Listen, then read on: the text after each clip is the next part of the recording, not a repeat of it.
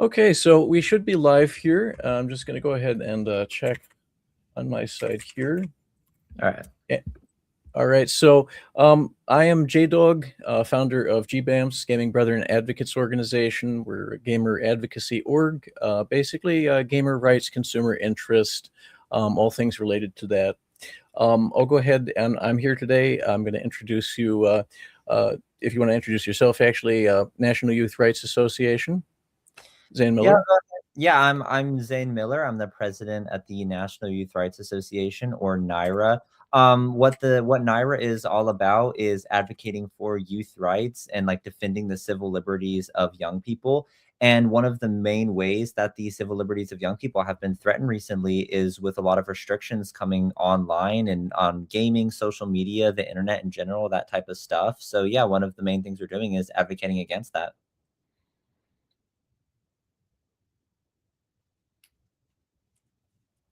Okay. Okay, great. Great. We're glad to have you. It's a really important topic. We've got to we really it's affecting us all online and in the gaming space in particular. That's going to have certain effects. Mhm. So really good to have you on, Zane. Yeah, of course. Thank you for having me. My pleasure. I think we have a little bit of an outline here. Basically, we should probably explain to the audience if they're not familiar with the COSA and Kids Act and all that. These are new proposals, and some of them are kind of worldwide. So a lot of this stuff started with at least some of the early legislation came over in Great Britain, where they had it's called the Online Safety Act (OSA). And basically, the goal there, what they're trying to do, the aim of it is prevent abuse and exploitation of young people online. That's the stated aim of the legislation. And it's essentially it's also Australia has their own version, which is a social media ban. They're kind of all directed in the same way. Okay. And it's a good goal. It's an important, very important thing that should be addressed as an online, as something that young people in particular, everyone faces issues online. Young people face their own set of online issues that need to be accounted for. These bills are aimed at that. And the way they're handled is two ways. Basically, platforms are required to tighten access and to monitor in a lot of the cases, monitor a lot more, increase a lot more of that online. But the other side of it is actually it's a little bit more. It's just plain restrictive. So you will be having in Australia, for example, a 16-year-old would be first time allowed on social media when they turn 16. You actually wouldn't have access before that. That's part of that particular legislation. There's also some content regulation in the British version. In the U.S., we have what's called COSA, Kids Online Safety Act. There's a variety of different bills like that. Let me also just make sure I have the details here for to share that out with everybody. But yeah, the legislation is ultimately very restrictive. It's very restrictive, and it may or may not have the intended. The restrictions are definite. We don't have a lot of data for the intended benefit, and so I'd like to hear your thoughts on it, saying very important we address this. So. Yeah, of course. So, what the US is trying to push right now is the Kids Act, which is a variation of COSA. And one of the main goals of this act is to restrict minors from being able to communicate with others online. And this can affect online gaming, this can affect social media, basically any way that a minor can connect with a person who they don't know in person, basically like anyone that they meet on the internet, they're trying to restrict that from happening. And in order to restrict that, they have to divide people into minors and non-minors, meaning they have to basically force the entire internet and social media platforms to implement age verification using digital ID, facial recognition, biometric stuff like that, where they have to verify someone's age. And one of the big concerns about this is data and privacy, where basically so many people are having to give out like their personal information to these platforms, especially when there's been data breaches in the past. But I Yeah. feel like, and a lot of people argue against them based on these being like the main issues of like the privacy and the data. But I would say that, in my opinion, the biggest issue with this is with the stated goal of trying to restrict young people's access to online spaces. Um, because I do feel like in general, online spaces, well, whether that be online gaming, social media, etc., are extremely important for young people to be able to access. Just going to list three things off the top of my head that I feel like are the three main reasons, and you can give your opinion on this as well. I feel like for social media in general, they have the three biggest reasons of why social media is important for young people is, first of all, just the ability to connect with others online and meet other people online, and it's especially important for young people in vulnerable situations, people who may get bullied at schools. They don't have a lot of friends in person, so they may need to like turn to connecting with others online through gaming, social media, stuff like that, and then that's how they connect, that's how they have their friends. And then if they don't have a strong support system in the real world, like maybe their parents are abusive, stuff like that, they may need to turn to others for support. And then, if they have things like, maybe if they're like a queer kid in a homophobic home, they may need more support online and that they don't get in person. If they're a disabled kid, they may not just be able to go outside and make friends. So they turn to like online gaming and connecting with others over the internet.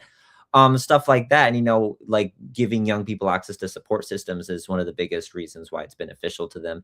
And then on top of that, I mean, just like the freedom of speech and advocacy is one of the most important things as well, because social media allows young people to get their opinions heard and like actually like, get their voices heard by the system, especially considering how young people like minors don't have the ability to vote in America. So the only way they can actually get heard is by exercising their freedom of speech through social media. And on top of that, a lot of young people use social media to advocate. Like, for example, in the UK, there was a protest that NYRA helped organize to protest against their proposed ban for social media for anyone younger than 16. And that was all organized through young people via social media. So it just shows how that's relevant in Right. that. And then the final thing that I would say, just to list another big reason, is just educational value and like the free flow of information. Like, social media is how young people can get exposed to alternate viewpoints rather than just what's pushed by traditional media. And then on top of that, it can help them learn things like YouTube and like Twitch and stuff like that. They're one of the greatest places to like just learn things. Like, there's thousands of YouTube videos available of just like teaching skills, where it's like, you may not have the ability or the money to just go in a class and learn something, but you can learn it through a YouTube video. So anyways, those are the three main things I would say that are like benefits of young people being on social media, the internet, stuff like that, and which therefore would be the three biggest harms of taking it away from them. Yeah, that's an excellent outline.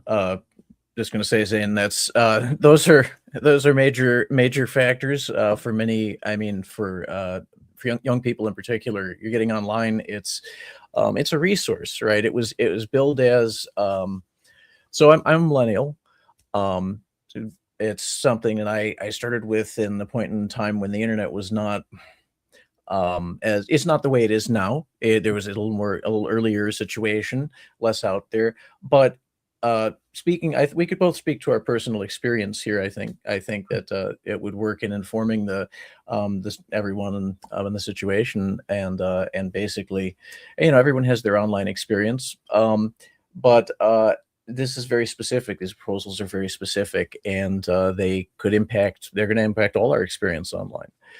So yeah, I would say with respect to myself, being a millennial, I started where there's very few web pages, right? And not it wasn't a social thing, especially. It was an information thing. It's a research tool. Like you point out, it's like something that was pretty much all that was there when it began. And the fact is, it's become more of a social resource, and that is by and by that was true all along. But it's definitely much more that focus now, I would say, than it's ever been. Mhm. So that definitely presents new challenges and opportunities, actually, where it could be very even more beneficial than it's been.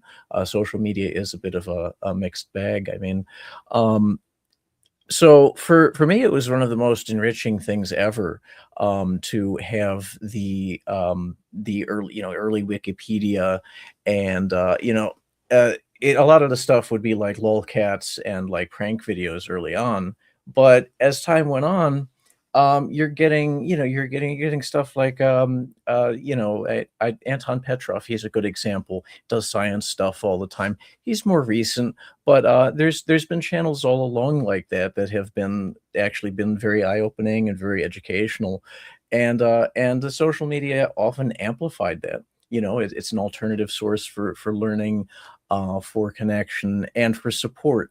I actually I have a little bit of a background where I was part of the NYRA group for a point in time, and my own background was like it's something that I felt was very supportive. It's conducive to youth rights, where we need to have the access to resources, social support, education for everybody, all kinds of people, but young people in particular may just not have that local to them, may not have that in their background, their family, situation, whatever it is. So that's actually it's pretty crucial, I think. And yeah, maybe you could tell me more about your getting online experience.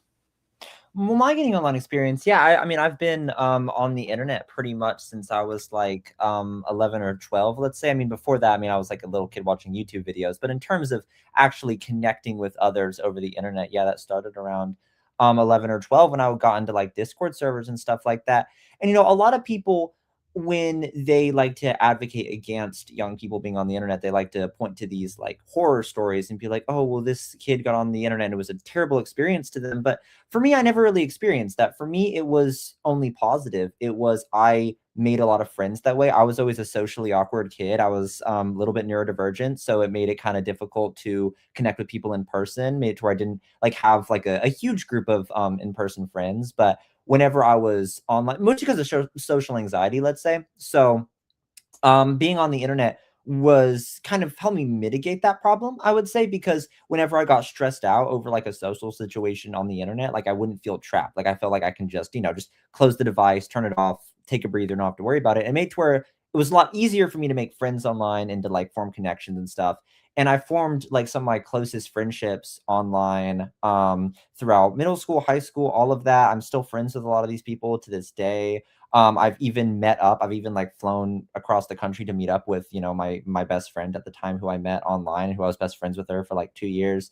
Um, and I feel like being exposed to the internet and being exposed to connecting with others over the internet gave me like friends, gave me a support group, gave me people to play games with, have fun with, and like a lot of like alternate viewpoints and stuff. Like I was friends with people in other countries that I wouldn't have had that opportunity to do without the internet. So, that's kind of my experience that I've had over the internet. And I can't really say I've had like these horror stories that a lot of people will talk about because, I feel like the majority of people that I've met, the majority of people that I know have similar stories to me. I mean, they get on the internet and they meet people and they like have a support system. They have friends that like it's beneficial to them. And even if it's not super important, it's just people to play games with, people to have fun with. And Right. I do feel like a lot of these harms of young people being on social media is like artificially amplified by propaganda of the government trying to push these regulations. When most of the time, what I've seen is young people, they get on the internet and they have positive experiences like me, and they get all these benefits. So yeah, that's kind of my story, kind of my benefits, and the way that the social media has impacted my life, and the internet has kind of, I would say, like made things better for me. Yeah, yeah. I mean, it sounds like your experiences have been, on the whole, if not like totally positive online. I mean, these things are more or less like, um, I think it's a matter of, are you prepared properly to go online? Are do you have some knowledge about where, what the devices you're using, and all that. So I think, a lot of that is, self-directed learning potential and interest, if that's what you're going online for, which really helps a lot, in guiding the experience. And also kind of just like, how you were able to get online. For me, it was dial up, right? And so, there was definitely a parental hand in that. I think that's really everybody's experience. I don't think too many people get introduced to technology secondhand where they don't have either some exposure, either in the home or school environment. Yeah. And yeah, so maybe if you want to tell me, basically, did your parents give you a talk about online safety, or was there some to get some preparation there? How did you actually get online? Um, it was never really like that with me. I mean, so my situation's kind of weird. I don't want to talk too much about going into details about like everything with Yeah, my nothing too personal. It's up to you. yeah, yeah, well, no, it's not that I don't want to be too personal. It's kind of a long story, but Oh yeah, so when I first got on the internet, I mean, I was introduced to Discord through like a friend that I had at school, and then we just had servers for just us, and we would play games and like coordinate like when we were gonna hang out and stuff. And then after that, I started just kind of exploring it and like meeting new people and everything. And my parents never really were like a part of that, I would say. But then I started making online friends, and when I was like 13, 14, I didn't see any problem with it because, I never had any problems with any of these people. So like I told my parents about it. I was like, oh yeah, I have these friends that I met online. And like my mom was relatively supportive. My stepdad, on the other hand, was very, very controlling about it. And as soon as he learned about that, he basically, had the boomer mindset of, oh, this is terrible. You shouldn't have access to this. What if, you're doing terrible things? What if someone's going to kidnap you or groom you right, or right. whatever? And all that type of stuff, even though that never really occurred. Good.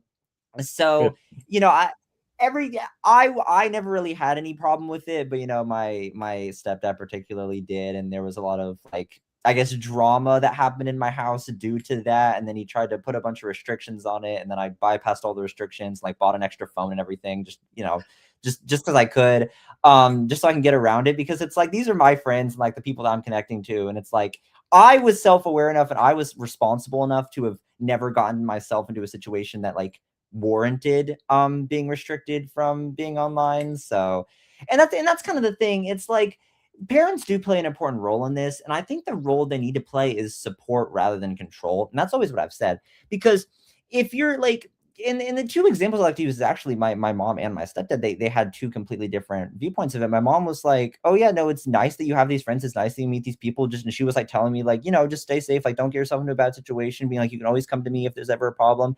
And my stepdad was like, no, you should never even be online, you should never have access to this, blah blah blah, I hate you, Right. die. But not that, That's but hopefully I'm not that, but yeah. Yeah, I get but you.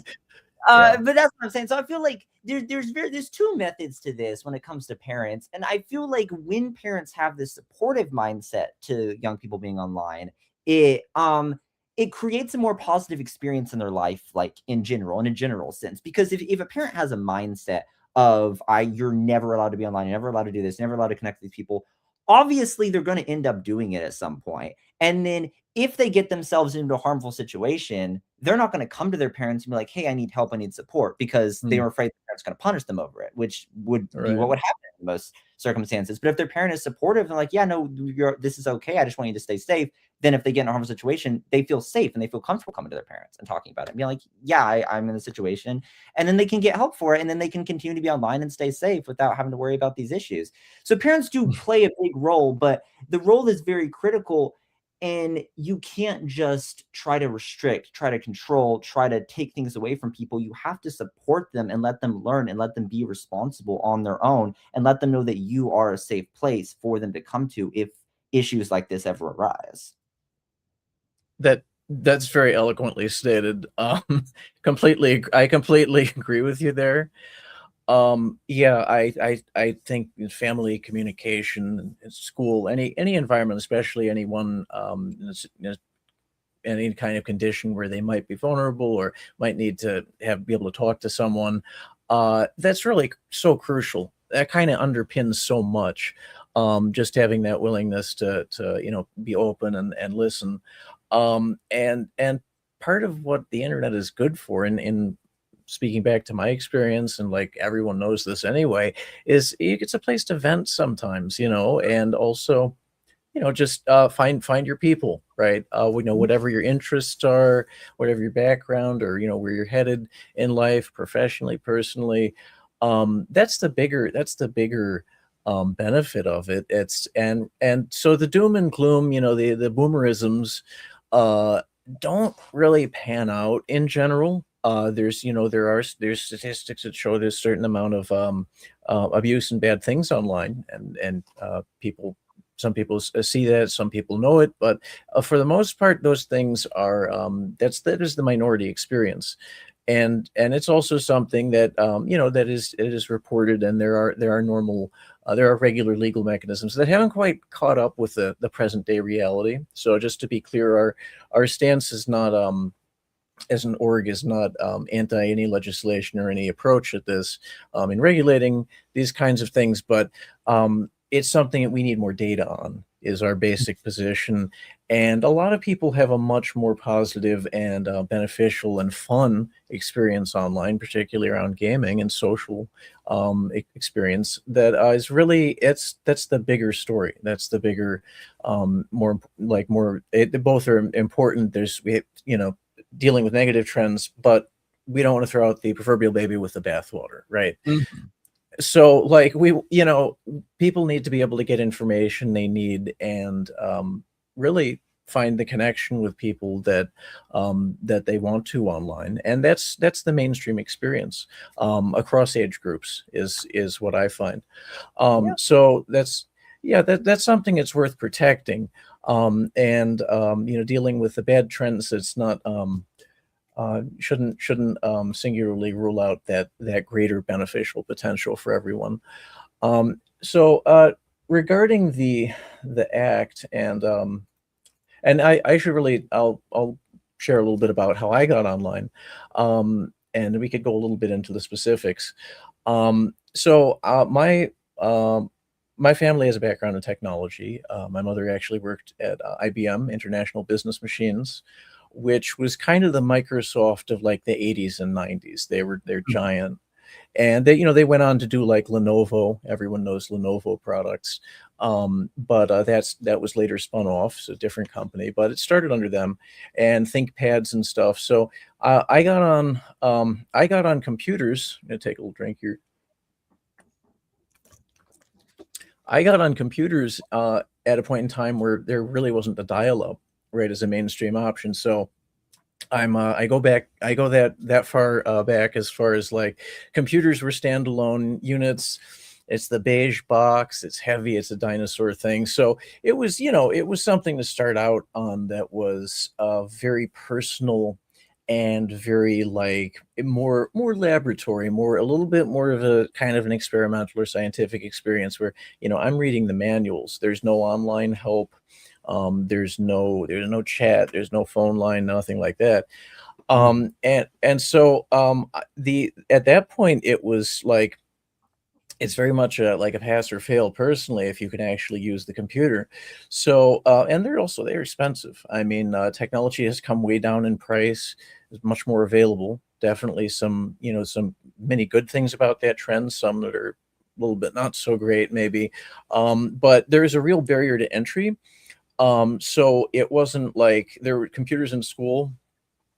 Not really. We got I'm dating myself a little bit, but like we got an Apple II there, and there was no online or any of that stuff. So that was a very different situation.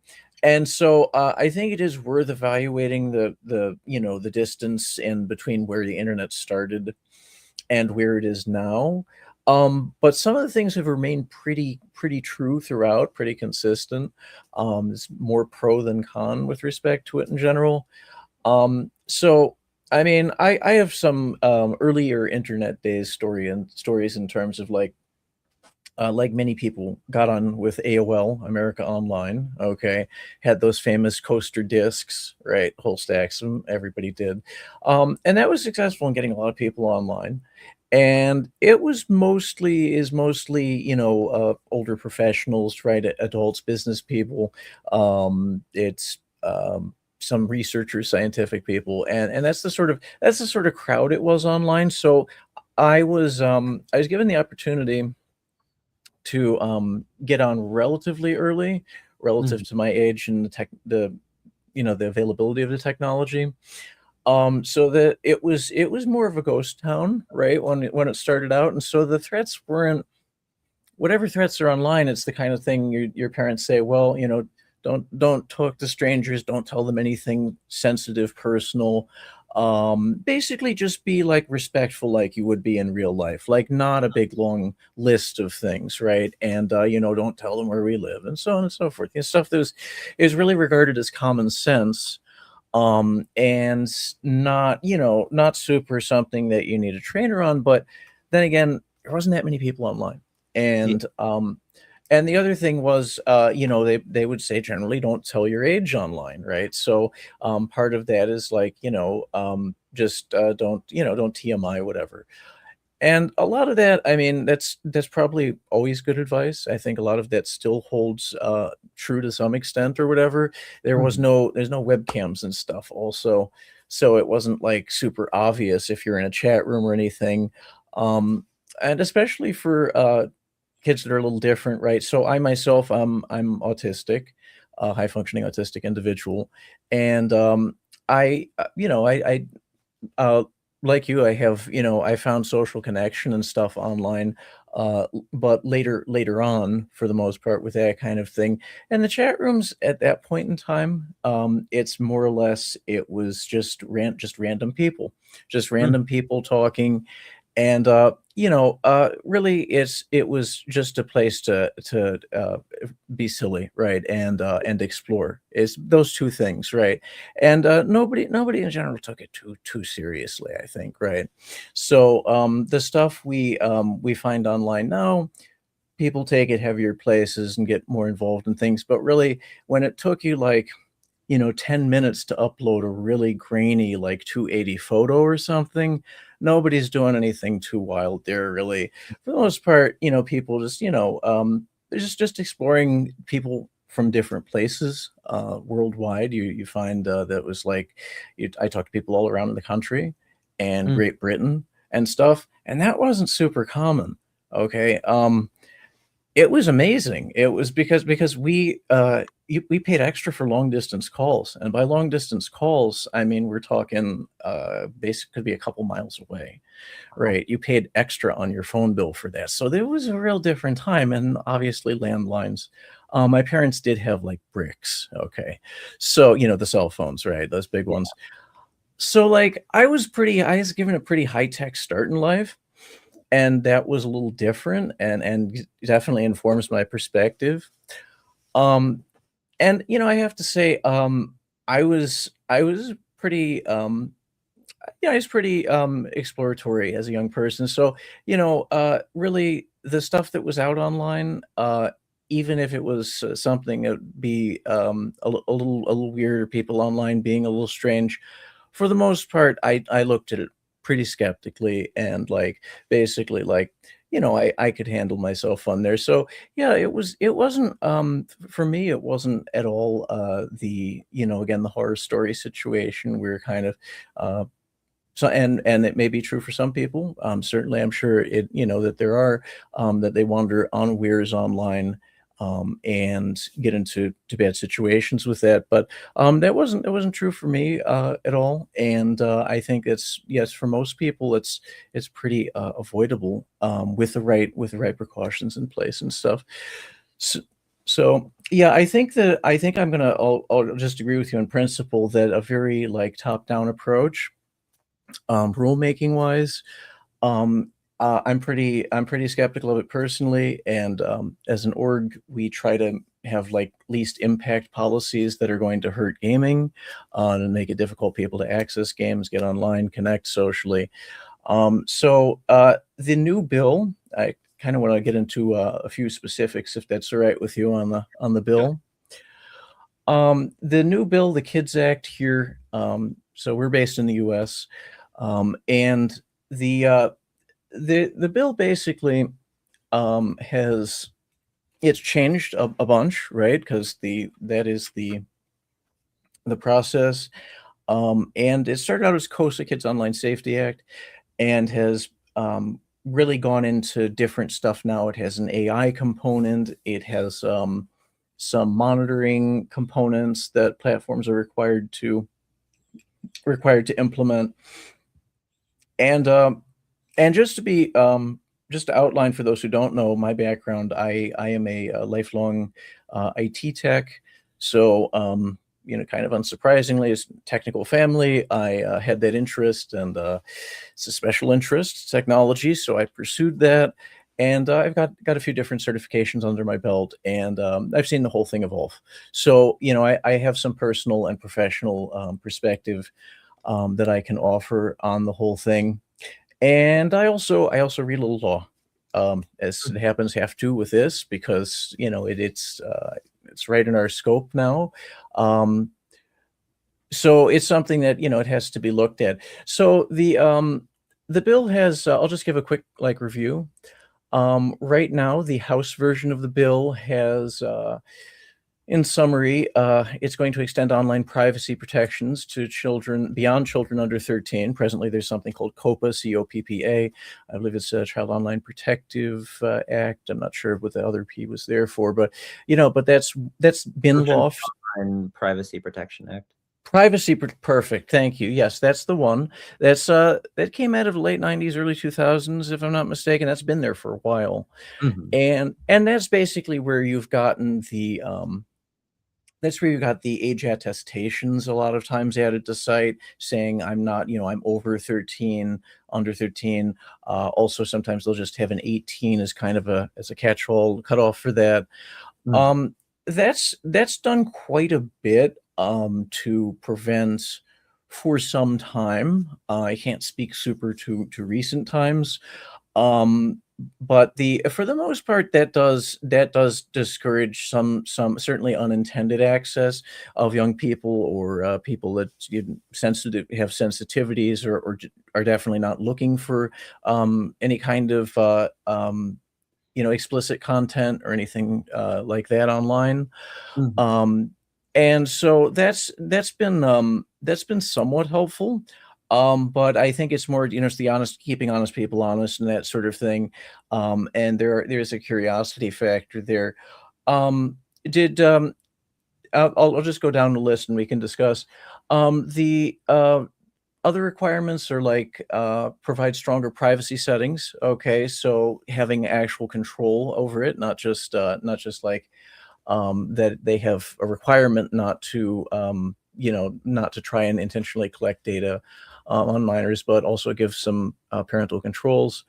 Um, and this is the most recent stuff. So um, this is a little bit of a better bill.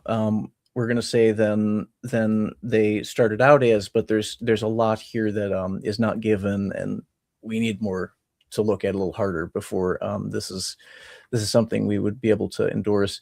Um, so give parents additional account management tools. That's one of the things that we suggested, advocated for actually in the congressional testimony video and stream. We definitely support that. The data privacy also pretty crucial. And so there's also the limiting addictive design feature requirement, which is that's gonna be a tough one. I think we could have a good talk on that, Zane, because that's not gonna be easy, Mhm. the way they make these platforms, and it's also kinda subjective, but, that's a long topic. So, the other things are require stronger age verification. Okay, so basically you can't just click through saying I'm this old, 18, 13, whatever, for the site. Basically, it's requiring, to be clear, this is requiring everyone in one way, shape, or form to ID online. Yeah. That's kind of the crux of it, and that's what most people, if they've heard of this, they may or may not understand. And it's not just young people because the way it works logically and practically, if you're trying to prove that you're not a minor or something, they're basically going to ask you to identify yourself pretty fully, whether it be biometric or ID card, whatever it is. Yeah. So that's what it amounts to, and that's worth discussing. Um, Okay, and restrict unwanted communications between adults and minors. Totally in support of that. Blocking is like one of the things that should be built into every platform, I think. Mhm. And auditing requirements for large platforms. That was that's something that's been a request for, for a while, I think, on a couple different sides. Technically it's good, and law enforcement wise, they usually want that.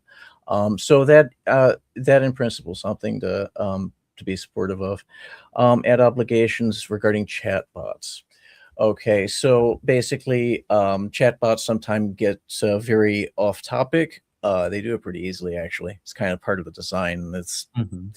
And sometimes they can go places that are not intended by the user. It's suggestive, or role play. So it's kind of that's a technically interesting problem with respect to that, because in a way they're designed to improvise, right? So that's going to be tough to regulate. Where do you want to start with those then?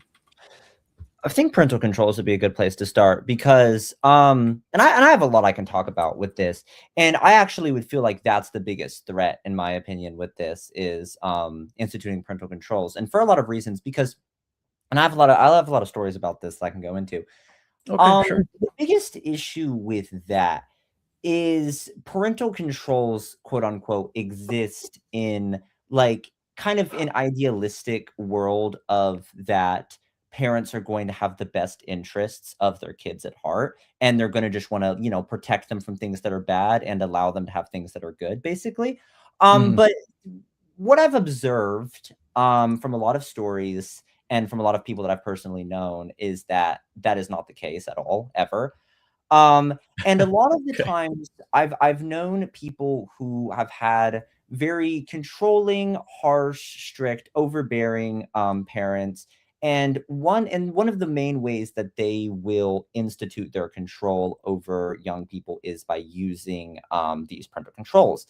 And the biggest issues with that is they're using these parental controls to enforce other methods of emotional abuse. And there's lots of examples I can go into for this. One of the biggest ways is by hindering friendships and relationships of young people. Mm. And they'll do that in the way of, let's say, they'll just be like, oh yeah, well, we see you're talking to this person, we don't want you talking to this person, even if the person isn't threatening, it's just a friend, it's just someone they're talking to, whatever. And that's a pretty minor example, because when it gets into a lot of examples of parents who are bigoted, discriminatory, stuff like that, like let's say there's a queer teenager, gay, trans, whatever, in a home with homophobic, maybe conservative religious parents, stuff like that. Um, they obviously aren't going to feel safe and comfortable with their parents knowing about, their identity and everything. So a lot of the times that leads them to turn to places online, like online support systems, online communities related to LGBTQ, gayness, queerness, all that type of stuff, so they can communicate about those things privately.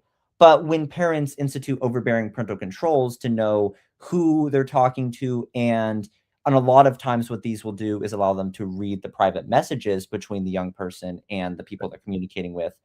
That takes away the safety, that takes away the privacy, because of the fact that this young person is now no longer feel safe communicating with others online about things that they wouldn't want their parents to know, because of fear of whatever their parents would do if they found out.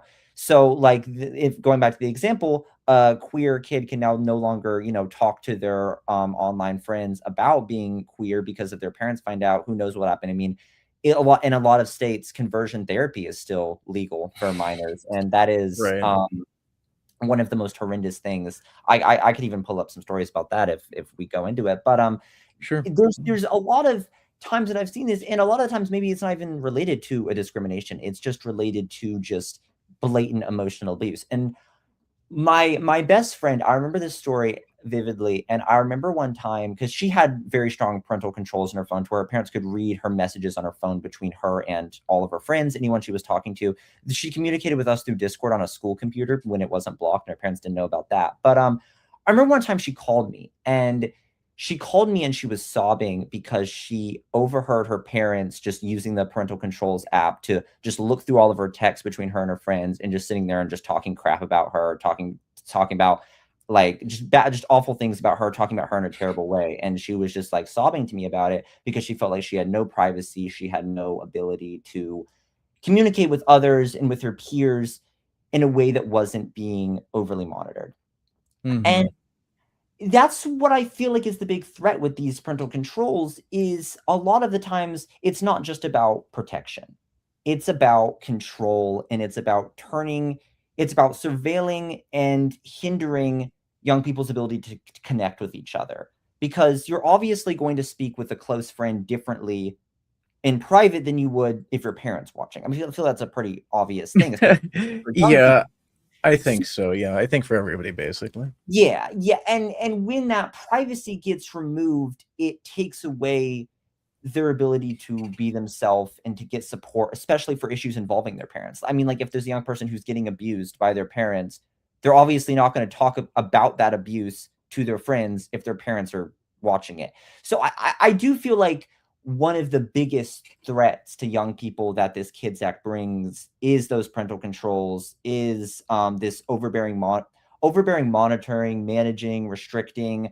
I feel like that just should not be a part of it. And I feel like that opens the door for so many issues, especially because the people that are affected by this the most heavily are going to be people who are already vulnerable. Like if you have great parents that want to just protect you and don't want to like, hinder your friendships or hinder anything, you're going to be fine. You're already going to be living in a good situation.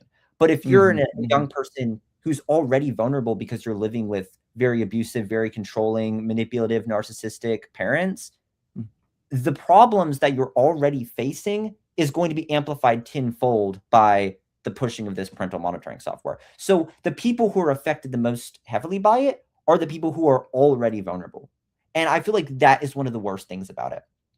And I wrote an article about this. I published it actually like a week ago. Um, she said that because of the issues she's dealing with her parents and the toxic living environment she's in, um, that the online support systems that they're a part of is the only thing that's keeping them alive. And they said that if they were restricted from accessing these online support systems and they were just forced to be in the home with their parents without access to any of this, they would not be alive. They would not choose to continue living. And I feel like those stories are pushed so far down when people don't actually realize the harms that this stuff could have. Hmm. Hmm. Yeah, that's an outstanding point. That is an outstanding point, Zane. Um, yeah, I could say there's more than a few people that are going to be able to that have their own story or versions of those sorts of situations that they've dealt with, they know of. So if they don't, firsthand, they don't have that. The online world is kind of going from the beginning, right? It it was, it's like a frontier, okay, but it's also a refuge. It's like it's a cyberspace is a space. It's more of a headspace, but it's a space, right? Mm. And so yeah, it's been for a lot of geeks and nerds and could say social outcast, whatever. It's a lot more cool to be kind of nerdy today. But for those who weren't necessarily in the best situation at home, maybe in their community, they may not have a lot of friends, maybe not a lot locally. Suburbia is its own thing. It could be hard to get to people, and all that. Biking and stuff. That's kind of a thing. But a lot of time, there's social disconnection is it's like an ever-present issue. And frankly, as development goes on, I think both in the internet and in real world infrastructure, especially in the US, I think social disconnection and a lot of studies, a lot of polls on this basically reflect people feel this way. They feel more disconnected. And for a long, long time, maybe not as much recently, again, looking at polls, people felt the online world was a place to connect and was a place to express yourself freely and discover who you are more, if you didn't necessarily have the social group and all that to give yourself that opportunity or be able to do that really well firsthand and like in IRL. So that's a definitely it's a very important factor, right? Not everyone does have a good a good first space, right, or home space that they're coming from. And parental parental controls can they're kind of a double-edged sword, right? They definitely will help prevent and restrict a certain amount of access to the vulnerable and those who might prey on them from taking place. There's definitely a protective element to having very strong parental controls, but it has the potential also to go the other way. It can, someone can definitely conceivably restrict, and there could be a degree of abuse both in the restriction and around that restriction if it's not done with certain safety in mind and certain social awareness of the changes that are being recommended here. Because to be clear, the internet has been pretty free, wide and open. Everyone could pretty much say that today to more or less degree.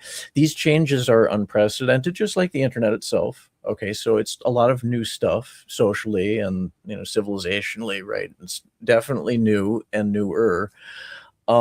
But this is the first real major attempt to get everybody to card, basically self-identify and kind of screen the internet or filter the internet, not just on a platform basis, but like across the board.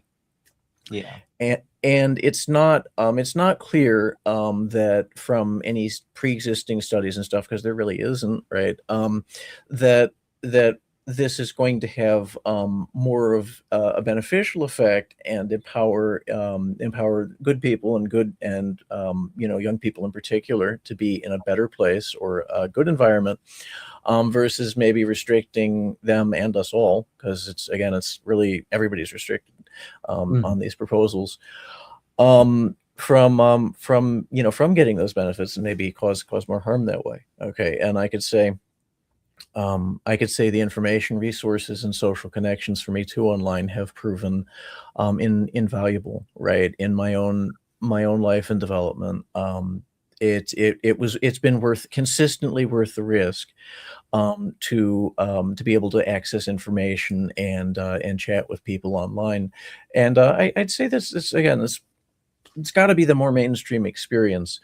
In terms of household restriction and stuff, I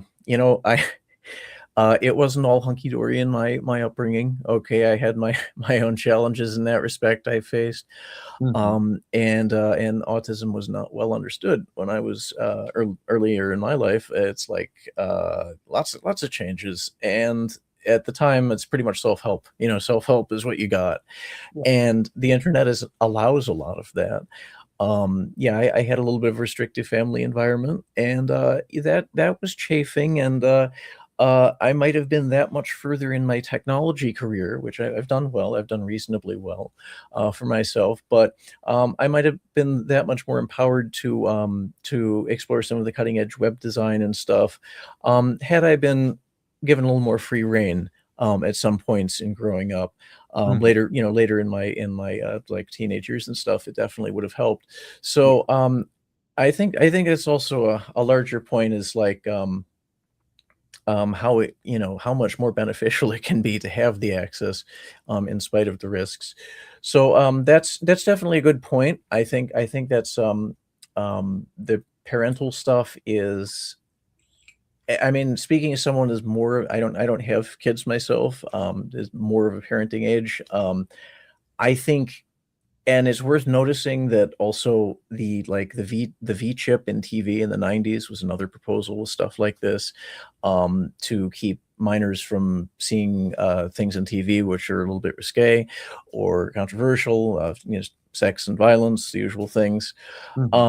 And that didn't really work out. Okay, even though every TV has something more like that now, no one really uses it. That's the other point.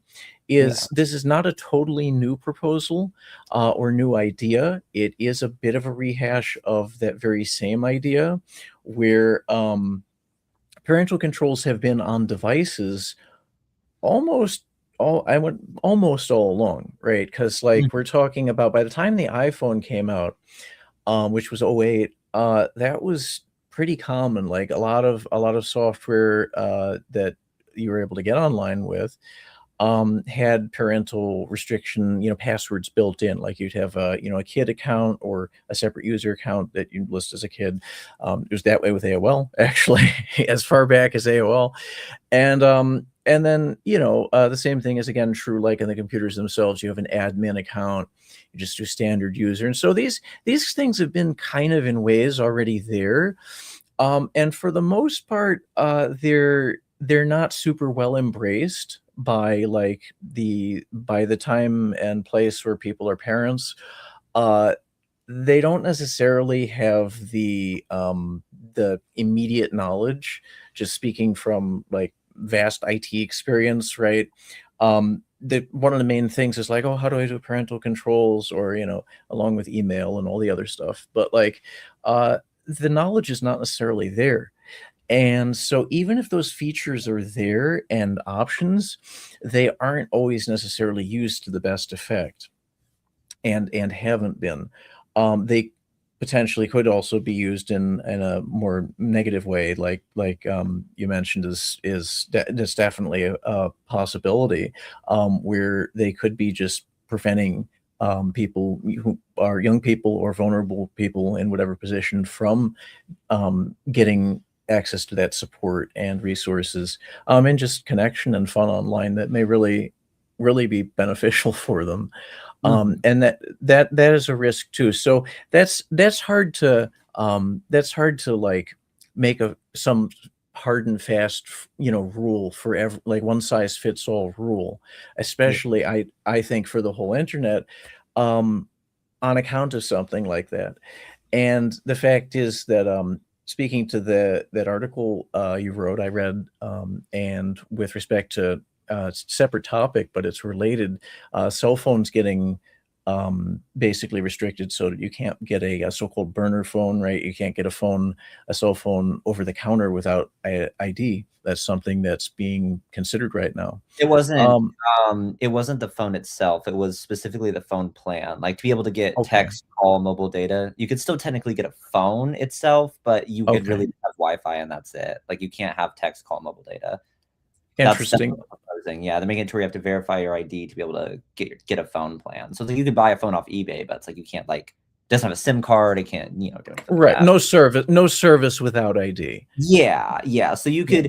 you could use Wi-Fi, but that's pretty much it. And to Okay. talk a little bit more about that point about the usefulness Yeah. of burner phones, because I actually wrote an article about that and published it today. Sure. Burner phones, I mean, especially just going back to the points that I brought up about like child abuse, and even situations that aren't like necessarily like abusive, but they're like emotionally abusive, tumultuous, toxic living situations. In my personal situation, I bought myself a burner phone. I think I mentioned this earlier. I bought myself a burner phone because of the way that like my parents, specifically my stepdad, was being around like my ability to connect with others online and stuff like Mhm. that.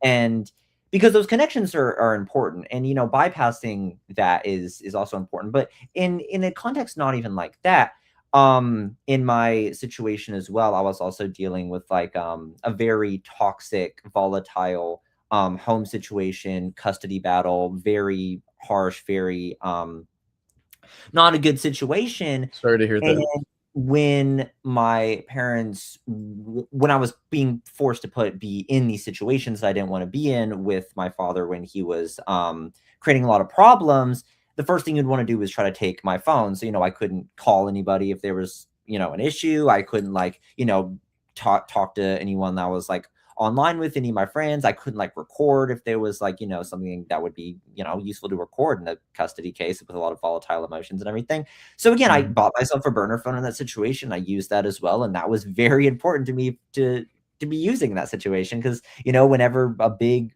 incident happened, I could get out of the house and call someone and be like, "Yeah, I need you to come get me." Stuff like stuff's going down, stuff like that.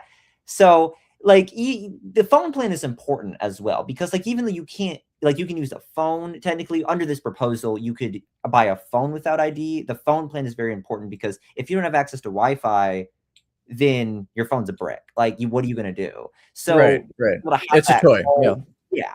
like call, text, mobile data, all of that is very important. If you need to get out of a house and make a call to have someone to get you, you can't do that if your phone is a brick with like without any Wi-Fi, you know? So that's very important as well. And back in the situation I was talking about with my other friend who her parents were using her phone to go through all the messages and stuff. As soon as I heard that story, I ordered her a burner phone, and I bought her one so she could communicate. Speak of the devil, she just texted me. Oh, I haven't talked to her in like 2 years. That's interesting. Completely off that's topic. great. Yeah, I don't know. That's great. That. Maybe her ears were burning. That is so weird. Okay. Anyways, back to the topic. That's great. Yeah, please continue.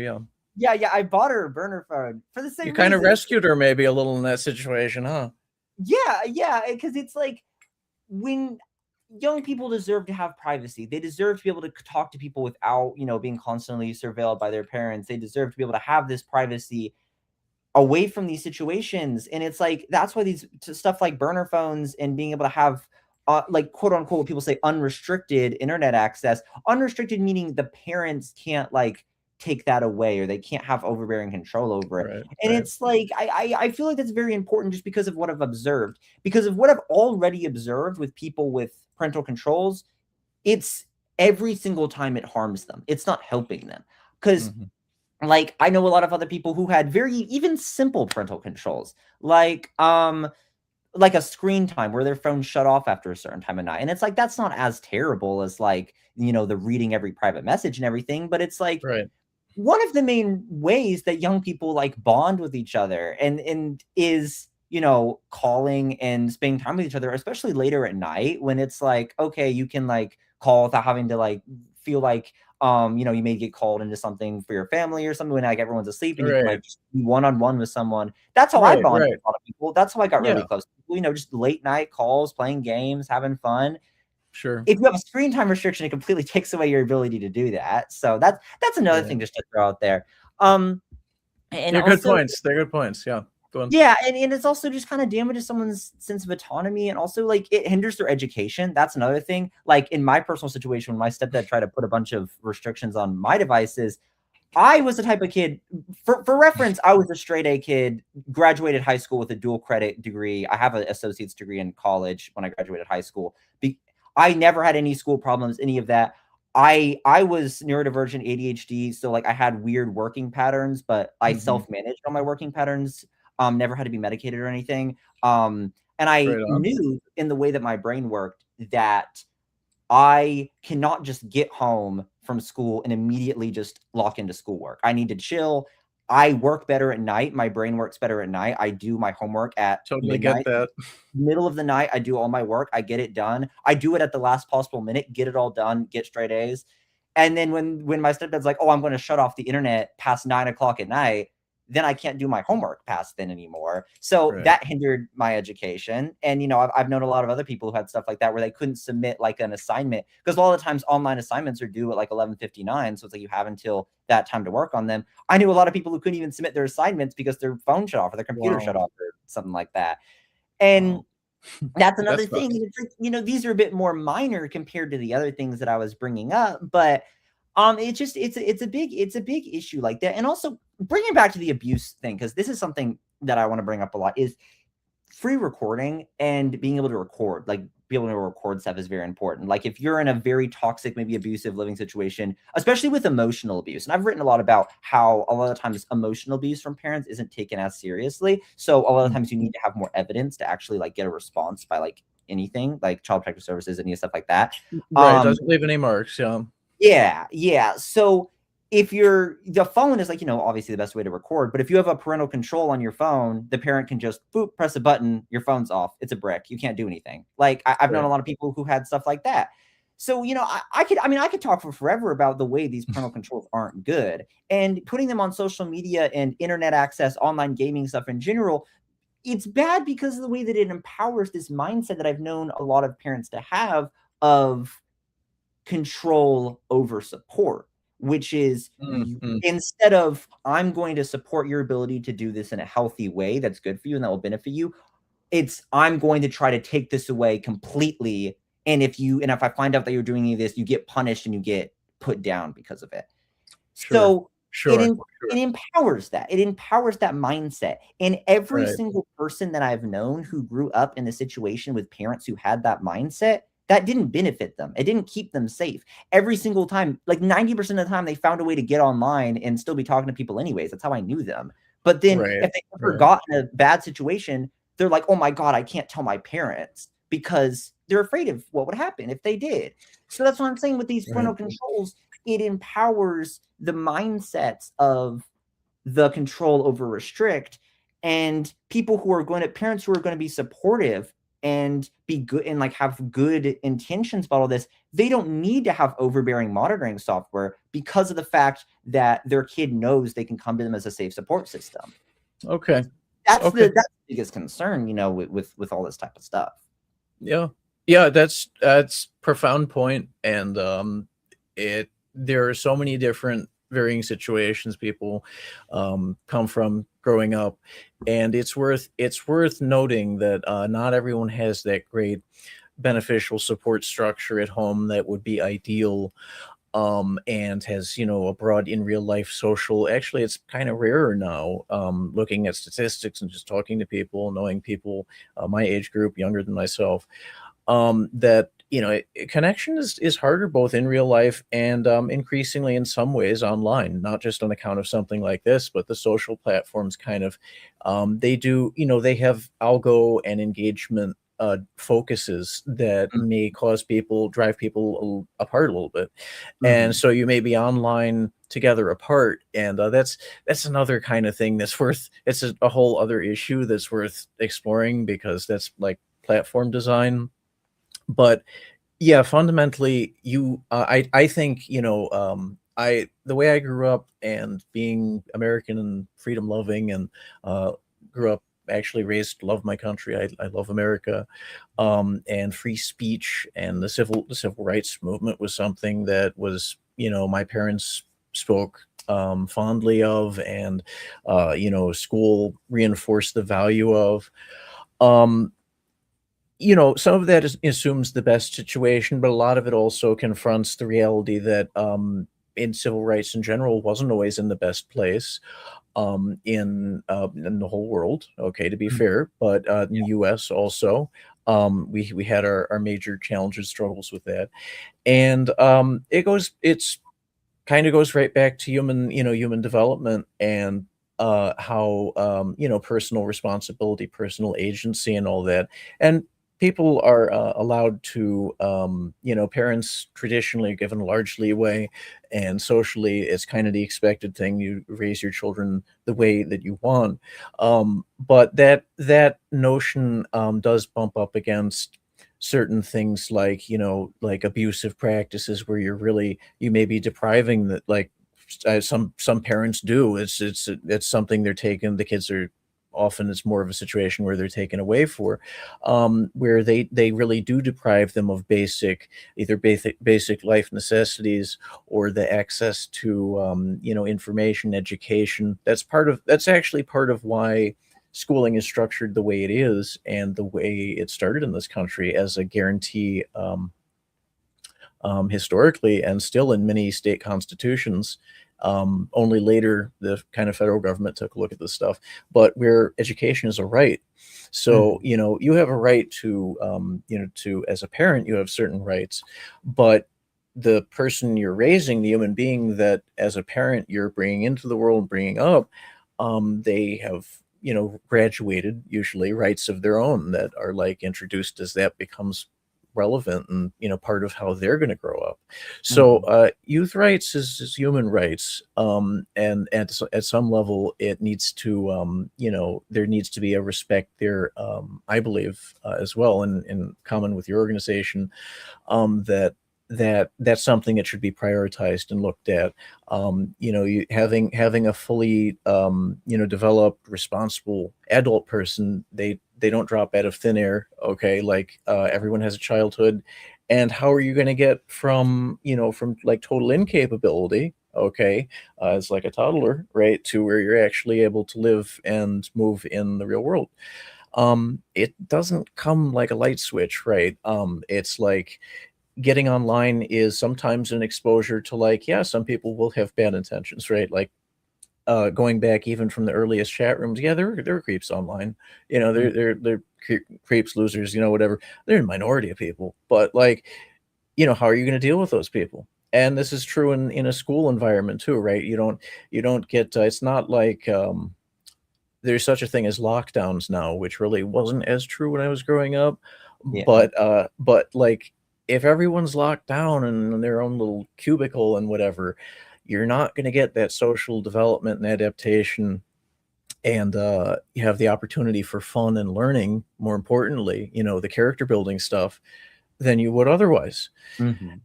And so online is like it's a gateway to good stuff more than a gateway to bad stuff. And I think a lot of it does come down to personal, you know, personal responsibility, and good parental influence and oversight. Mhm. So it kind of, this is like it's touching on this broader question of like, you know, how people starting from the earliest ages are best served in being able to access social and where maybe necessary social service or educational resources, and really all the beneficial stuff we've come to expect, and has been uncommon online for most of the internet's history. I'll say in recent years that stuff has turned the other way. So I think part of the legislation, both on social networks and like Wikipedia, it's a very different situation than when it started. A lot of it, YouTube has evolved a lot. So, you know, there's room to say that there's room for improvement, Mhm. definitely. But starting from an assumption of everyone's bad or it's the worst thing ever if a young person gets online, and, you know, maybe encounters an unexpected situation, hopefully doesn't see or deal with anyone they don't want to see or deal with. But um, more along the lines of, are they, you know, are they given the tools that they need to, you know, to block or to filter or to, you know, emotionally, to how to deal with a situation, tell someone, things like that. And these restrictions, I think, do have that potential to go the other way, to maybe prevent someone from getting help that they need to, just as much online as preventing, you know, bad things from reaching them. So yeah, that's all, it's all fundamental stuff. And it's crucial to get it, you know, even as these measures are being brought on and tested under law and practically, it's something that needs to be gotten right, because it absolutely affects everyone, and most profoundly young people who don't have the typically the wherewithal financially or in other ways to, you know, seek out alternatives, choose their school, really don't choose their parents, and, you know, and their friend groups. It's like you could choose your friend group online. Um, that seems really important to me, you know, and right. So, and gaming is a way to do that. Like, you have your Fortnites, and for the most part, Roblox has been really good for people to hang out. So that kind of stuff is kind of a third space that, like, we don't have too much IRL anymore, right? The I actually wanna go into that. Okay.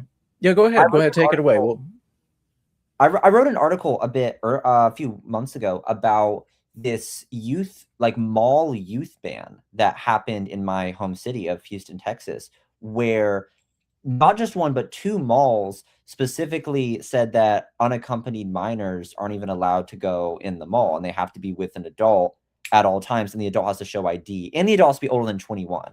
So mhm. and that's Wow. something Okay. so A it lot of led me conditions down attached there. yeah, it led me down a rabbit hole of researching this type of stuff, and what I found was that thousands of malls across the US have banned minors without, an adult showing ID. Businesses have banned minors, stores, restaurants, even bookstores. I saw one there was a Barnes& and Noble that made it to where you couldn't even come in without an adult. Um, so I do wanna touch on that, what you said about the third spaces, about not having a lot of IRL is because there has been such an epidemic happening lately where young people have been completely banned from gathering IRL in, Mhm. like, in-person locations. Right, Um, right. And I've written a lot about this. I actually want to pull up some examples because when I was doing a little bit of research on the UK's social media ban, I was looking into if the UK has similar things. And there's an epidemic also where young people can't even go outside and like hang out with each other. Like curfew laws make it to where young people have Right. to go inside after a certain period of time. And then there's been several instances in the UK where the police will, like, there would be a teenage gathering, even though no crimes or no violence would occur, the police will just issue a dispersal order and say there's antisocial behavior happening, and Wow. then the teens will just have to disperse. There was one in Woking, Surrey, in the UK, and then there was another one in a similar location. There's a lot of things where, you know, there's this criticism of Gen Z and the younger generation of, oh yeah, they spend too much time on the internet, they spend too much time on their phones, too much time in their homes, not enough time outside with their friends. But it's like, Mhm. okay, you can't go to locations. You can't go to the mall with your friends. You can't go to like a store with your friends because of bans. You can't hang out at night because of curfews. You can't even hang out in the day because the police can say, oh yeah, you have too big of a gathering, it's antisocial behavior, and then disperse you. Mhm, um mhm. you can't do that. What are young people supposed to do? Like, how are they supposed to Right. connect? Right. Like, Where are you gonna go? Where are you yeah, gonna go exactly? yeah, and that's why when that's these social media bans and restrictions are another element of that. It's another element of mass youth isolation that we've been seeing, because all these statistics are coming out that young people are going out the least amount that they've ever have in history, and they're the most isolated from each other, and they're having the least amount of friends and the least amount of sex and all this and all that. But it's like, and people act like that's a failure of young people. It's like, oh yeah, you're all just social rejects and like weirdos. But it's like, there is a system that is being set up consistently across all of society to isolate young people from each other. And it's a consistent thing that's happening. You're taking away places where young people can go. Like you said, third spaces. There is Mhm. not third spaces for young people. They get banned off places. They can't go to social media because of these restrictions. They can't go to malls. They can't like just hang out outside. So what are they supposed to do? And that's why I keep coming back to that point of these social media bans are just going to worsen what we're already seeing of young people forcefully being isolated from each other. Mhm. Mhm. Mhm. I could say, I'm gonna back you up on that completely. I'll go ahead and put on the 80s, millennial glasses here right now and say, like, yeah, the nostalgia glasses, because yeah, we could bike and like meet up, and yeah, before the street lights go out and all that was a pretty common thing. And there was this is really important fundamentally. It's social trust, right? Like Mhm. societal social trust. And that's a whole deeper topic, but fundamentally, there was higher social trust. Okay, in the U.S. anyway. Speaking from where I grew up in South Florida, Mhm. and really, like the communication, because again, landline phones and like everything that came with that really didn't have the tether and didn't have some of the like constant potential for oversight or surveillance or like that. Surveillance really is a kind of overly technical term. A lot of the time, let's be real here, it's spying. Now maybe there's good or bad types or for whatever it is depending on the purpose, but like it's kind of spying, right? And Mhm. so you know and it's one thing if you're kind of looking in and your kids are playing in the other room, playing with neighborhood kids or whatever, in the yard, and that's not like it's not really surveillance. Okay, but it's not really spying, it's more monitoring. And Yeah. that's the term often used, is monitoring. But there are certainly degrees where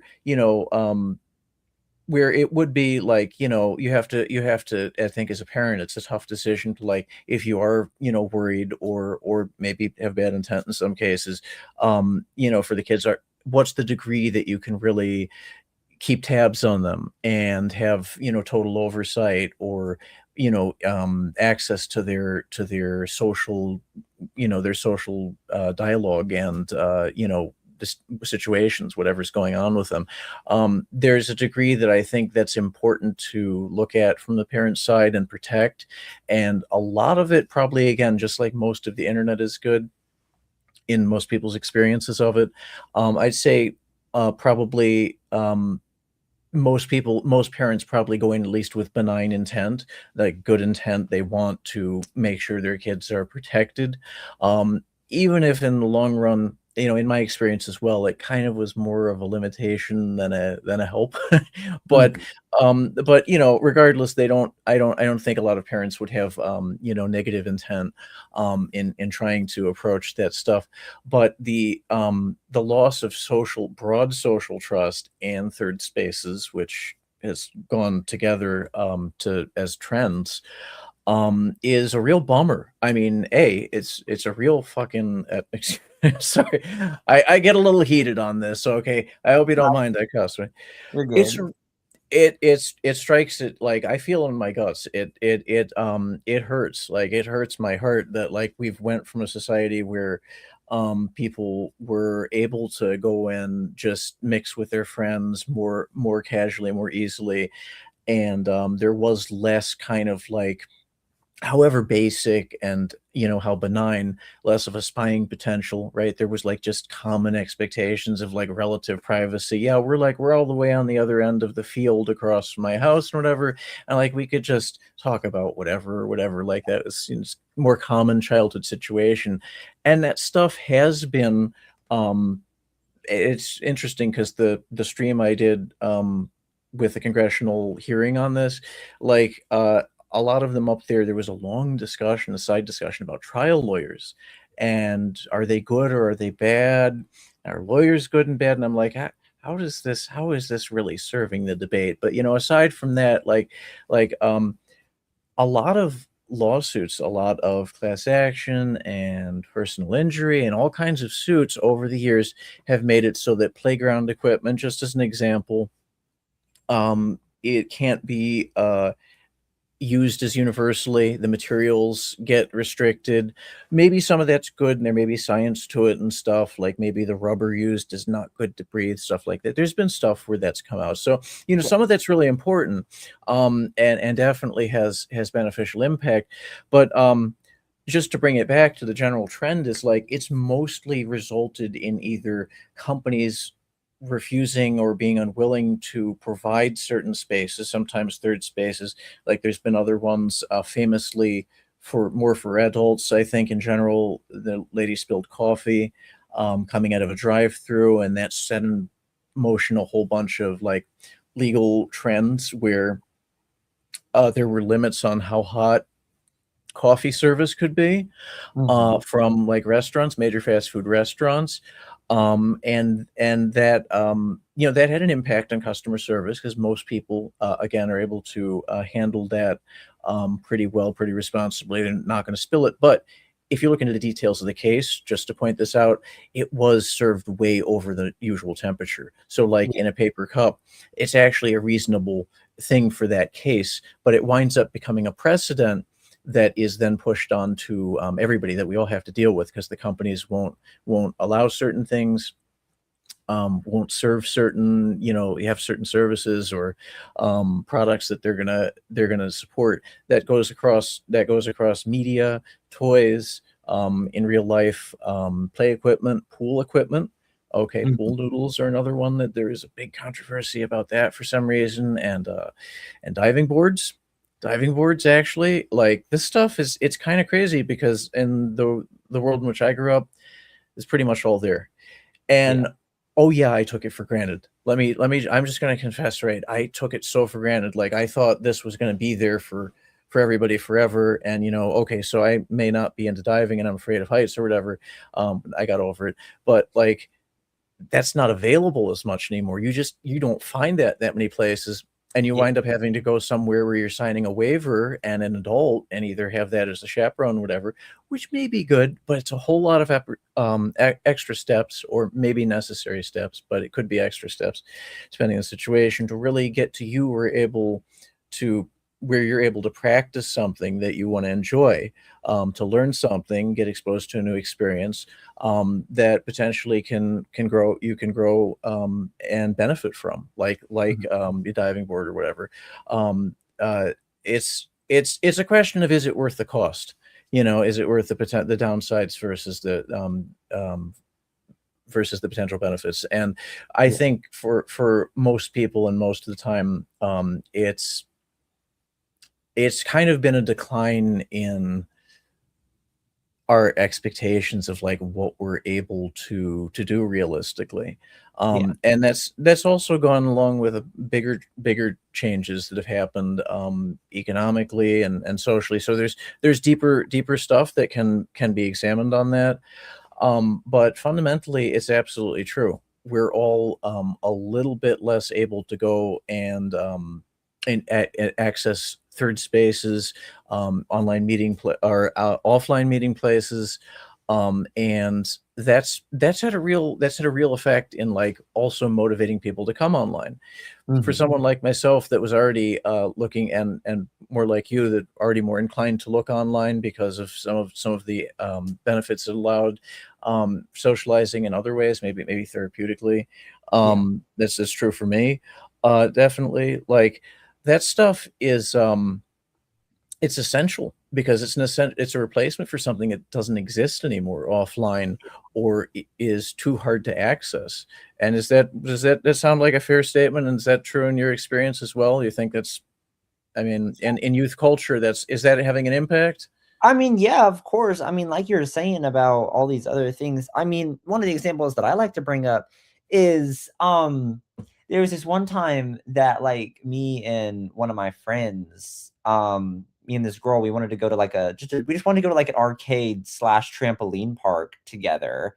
Okay, And we couldn't those are even get fun. in. We couldn't even get in without a waiver that an adult had to come sign. So I had to like call my dad and tell him to come into the place just to sign a waiver so we could get through because it was like a trampoline place as well as an arcade. So it's like, oh, if you die or something, it's not legally our fault, and the minor isn't allowed to sign it because they don't have the right to sign a contract. So Right, I feel right. like, except, like you were saying in your day and age, that usually that stuff wasn't the case. Like a kid could just go to an arcade or go to a trampoline park and they wouldn't have to worry about it. And I feel like that's another example of what you're saying about this kind of death of third spaces in the way that something that previously could have been easily accessed by a young person now cannot. And that goes with the same thing online of companies like to take the easiest way out. So if Hmm. there's regulations being put on that says you now have like a reasonable, do you have to protect young people in these ways? It's a lot easier for a company to restrict young people's access completely because then Hmm. they don't have to worry about what if I'm technically in violation of this, or what if this opens me up to getting sued or something like that. So Right. even though the Kids Act doesn't necessarily say that all minors are immediately banned off social media or something like that, it opens that up to be the case. And a lot of times, at least in terms of messaging, because that's the big thing that's trying to go after is like communication and messaging. I feel like what's going to happen, my prediction is that if this gets passed, they're just gonna make it to where minors aren't allowed to be able to message people on the internet at all. And Hmm. a lot of companies will, because they don't wanna open Right. themselves up to, what if I'm not creating enough protections that this Kids Act requires? What if I get sued? What if I've spent millions of Sure. dollars on a class action lawsuit? So, I like you, that would kill social media for young people, that would kill online gaming for young people, or online gaming in the way that being able to talk to other people through the games. Right. Um Right. it really would, because companies will take the easiest way out, and like you said, it's with the coffee thing, it's a precedent. Is Hmm. if Hmm. there's a precedent in one situation, every company now has to follow these regulations, and Yeah. they're going to take the way that is least risk to them, and I feel like a lot of the times they're gonna be like, it's a lot easier to just restrict minors' access completely than try to comply with the nuances of, "Oh, I have to do this protection, this protection, this protection, and Right. this. What if I do it Right. wrong?" They call it compliance cost, you know. Yeah, yeah, pretty much. So Yeah. that's also a big threat that I see with that, and that kinda goes back to what you were saying about whenever there's these lawsuits and these, restrictions, they end up just compounding on each other to take away things that people once had access to. Yeah, yeah, and really enjoyed and in probably almost all cases and most cases, benefit from. I mean, look at, a little bit of an abstract example, but, you know, people's, and people have different opinions on this, so I'm not casting, I'm not a judgment thing. It's an observation thing. People's body mass, right? The general weight people carry around has increased in this country quite a bit over the years. Okay, and with respect to what people want, and some practical things about that, like if you want to bring your weight down, you probably need access to some outdoor some outdoor environments, like walking environments, running trails, things which not everyone has, right? Especially like more urban environments that may or may not be as available. Yeah. That's changing though, which I love. Total side note. um and a lot of this, like exercise equipment and stuff, a lot of that has become, it has scared away, it's de facto regulation. It has scared away the companies to where they won't give people the things that they want, and may just be very beneficial for them, in addition to being very fun. Yeah.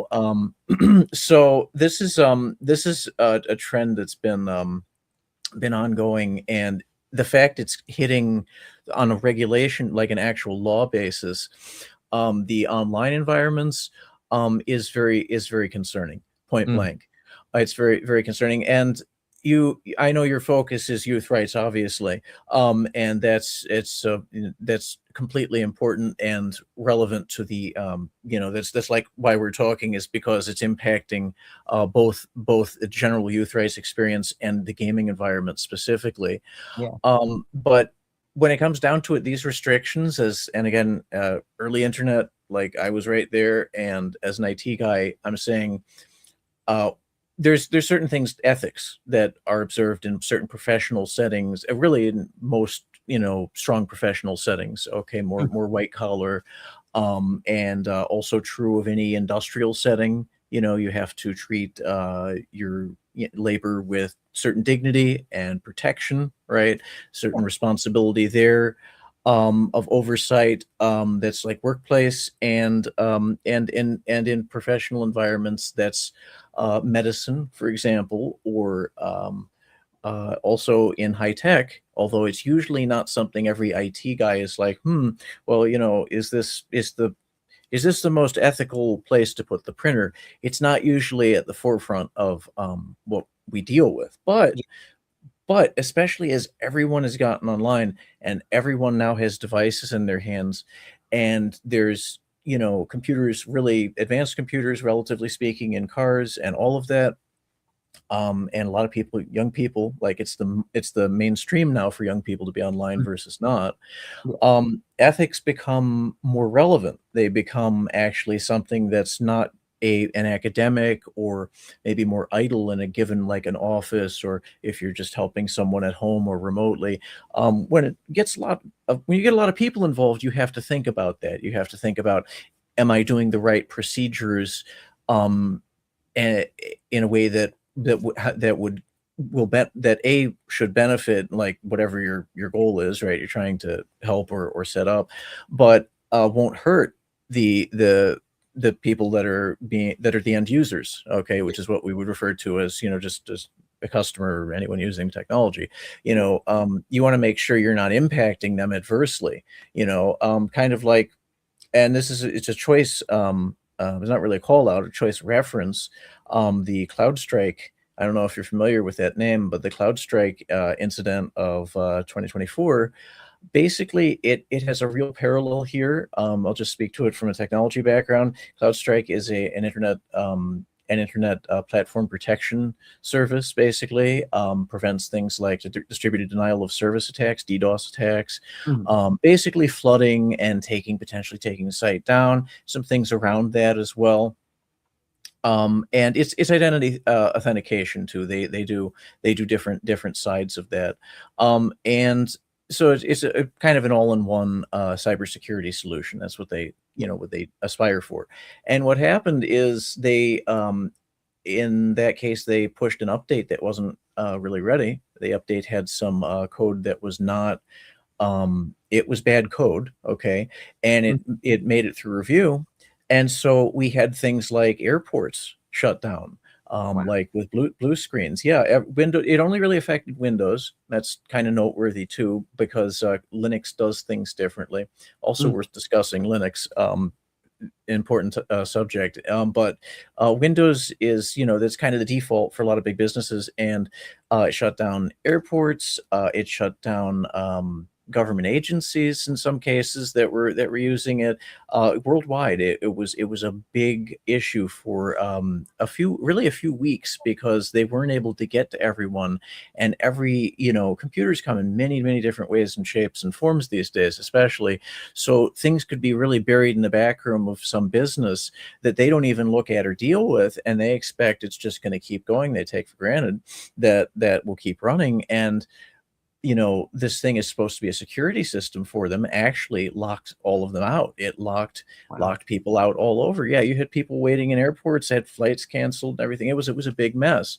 And Mhm. that should have been, I feel like, as a technology professional, that should have been a big lesson, that trying to kind of shepherd everyone, herd everyone into like one size fits all security solutions, and really any kind of system that's kind of a walled garden, which is what you would call like the Apple ecosystem, and the Google ecosystem, Android, right? They're getting, especially even now, more walled off. Um, that has pitfalls. That has potential dangers where, if something fails in that system, um, there's going to be a lot of people that are in the lurch.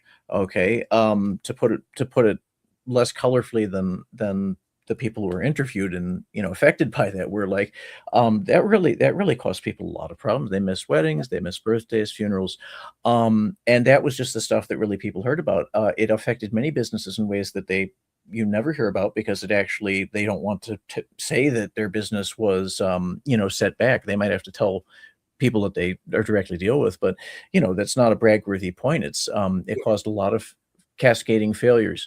And when we see something like that in the technology world, and again, everybody uses even more people online now than were 2 years ago. Mhm. When we see something like that happening, and the intention is good, obviously they provide security protection from hackers and vulnerabilities and stuff, but over relying on single points of failure, okay, introduces a situation where you have a whole domino chain that's affected by just one big domino there, right? Mm, And if for whatever happens in technology and world circumstance, the proverbial wind blows the wrong way, it could just be a wide scale, and almost needless, perhaps completely needless, disaster, right? A broader problem than it needs to be, because mhm. the technology of the internet, to give you some background, and you may already know this, but it's like Internet 101. It was designed as a decentralized network, right? Yeah. It was designed to have, different universities, there was some military sites, some big business like IBM had their own like hub and spoke, kind of like how airports themselves have traditionally been laid out. So everything was redundant, and if there was any failure in the network, the protocols that came online, and shout out to Vince Cerf, he's considered like the father of the internet. He's certainly a father of the internet, maybe the one, inventor of the TCP/IP protocol. Oh. That's pretty much what lets HTTP and HTTPS work, right? So websites before TCP/IP, not a whole lot of things in the way of the web as we know it today. Mhm. It's that some of those protocols came afterwards, but that's kind of set the baseline for everything. So he's laid the foundation for the web to emerge, and stuff is all good to know.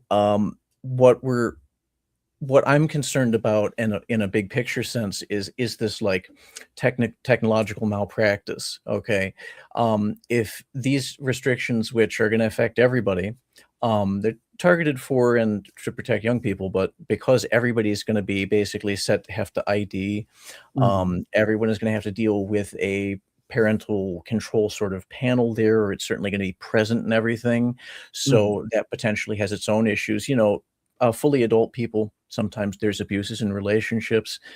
that comes out a lot in courts, like, Yeah. adults do very very unadult things to one another too, with respect to, like, spying and um online, messing with communications, right? These things happen, they happen.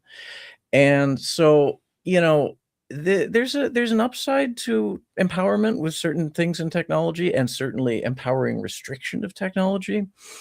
And there's maybe some larger potential downsides. And so this is something that deserves a really, um, a broader examination, in my opinion, as an IT professional, that this is not something that should be rushed.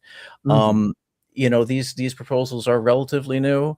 The internet is like pushing 30 as like a web thing, right? There's about a dozen different protocols people don't even know about online, right? Like Yeah. FTP, file transfer, and all kinds of other ones.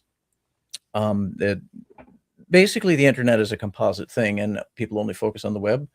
Mhm. Um, and this this is taking something that's decades in building, and a lot of people know a good amount about, have a lot of experience with, and it's turning it into something that's more restrictive than it is empowering, Mhm. potentially, and more potentially about control, on whoever's hands. It's not just the parents. You speak a lot about parental situations. It's understandable. Our I'm From my point of view in tech and gaming, a lot of stuff we see in online games is like censorship in online games, right? Like, people have been chafing against that and saying, well, yeah, I want to call my friend, a slur, right? I want to call him, we're just joking around, we're horsing around.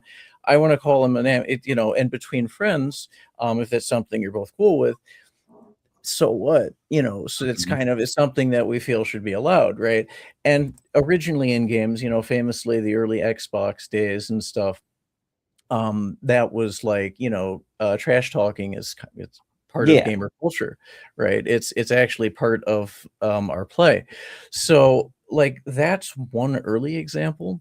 And then now when we're talking about like age gating, or potentially having a lot more monitoring features, that has the potential to be good or bad with respect to that stuff. And also, like, in a bigger picture sense, it's not always just parents or like companies that are involved. We're talking about governments also. Yeah. Like, a lot of, the Chinese internet is a little different than the internet a lot of people see. The Russian internet has certainly become very different in recent years than they used to have. They used to have a lot more access. Mhm. And now we're seeing Western countries, the UK, very prominently, US and Australia also, which it's worth pointing out, their restriction is not holding in the way they wanted to. There's about 80% of minors apparently still online in Australia at like Mhm. 6 months after the ban, the social media ban. So it's not clear that's working as intended.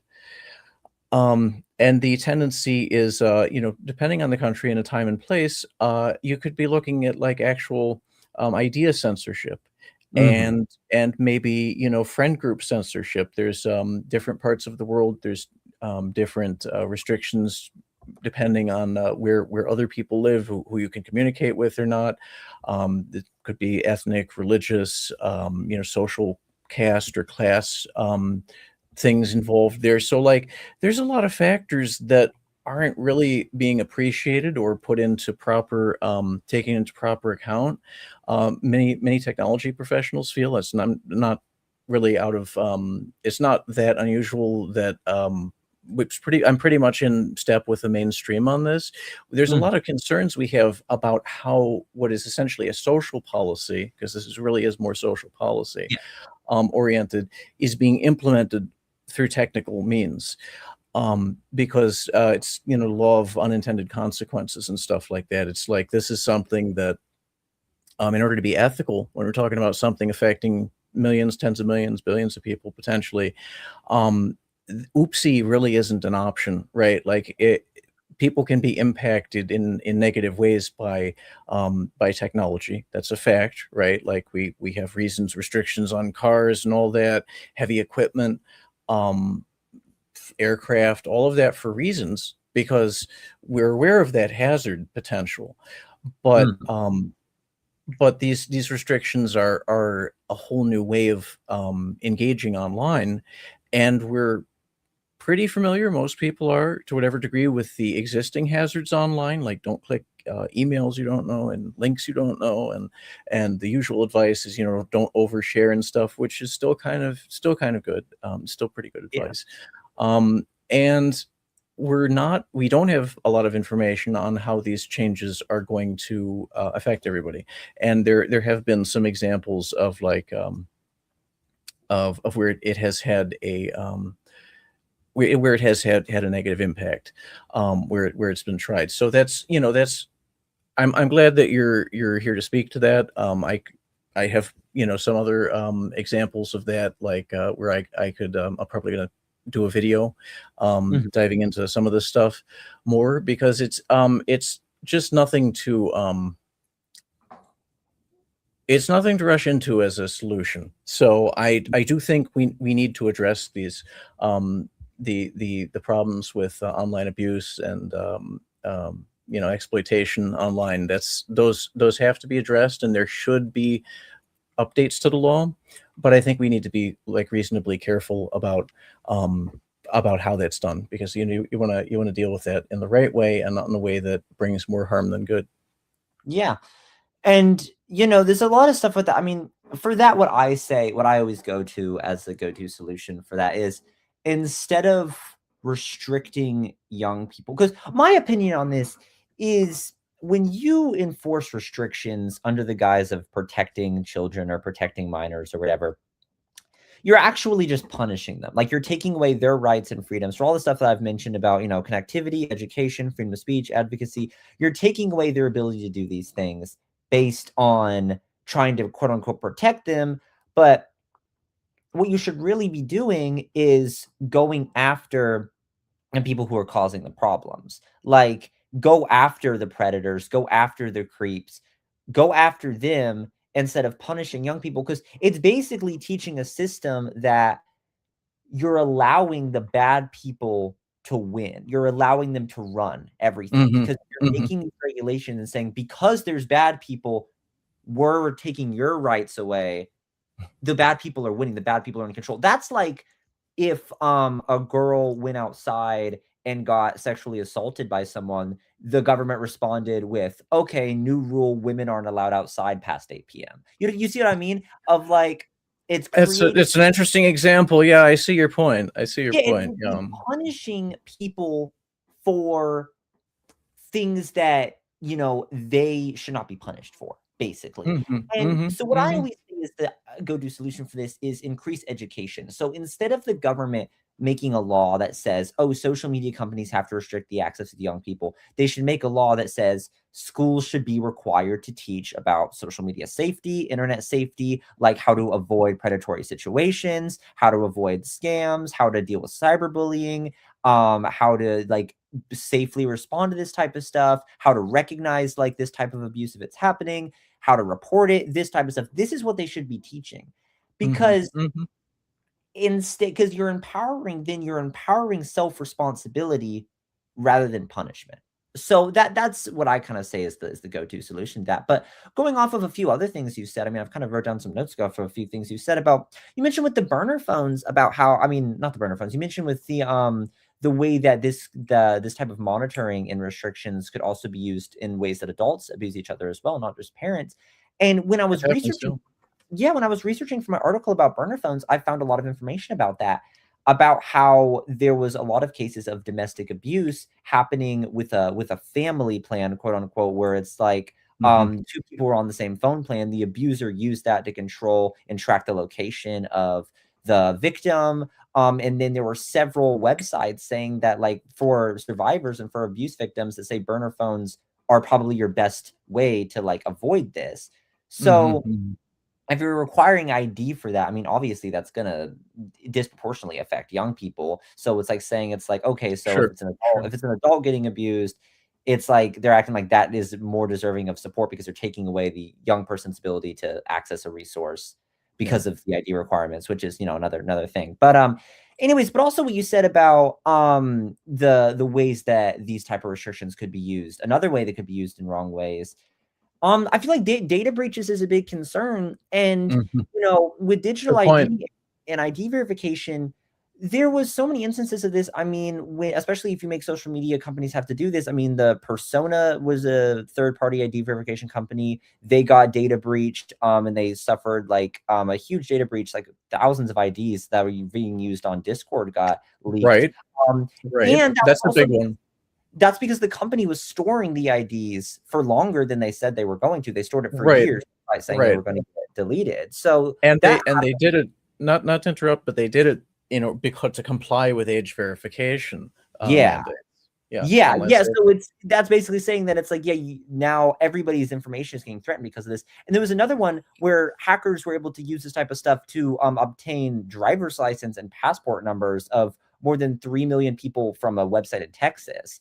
And Mm. Texas is one of the biggest states pushing age verification and ID verification. So it's like if Yeah. your own government sites aren't safe and your citizens, like, things are getting stolen, IDs are getting stolen, obviously you should not be pushing this because it's not doing the right thing and it's causing so many more issues for like regular people.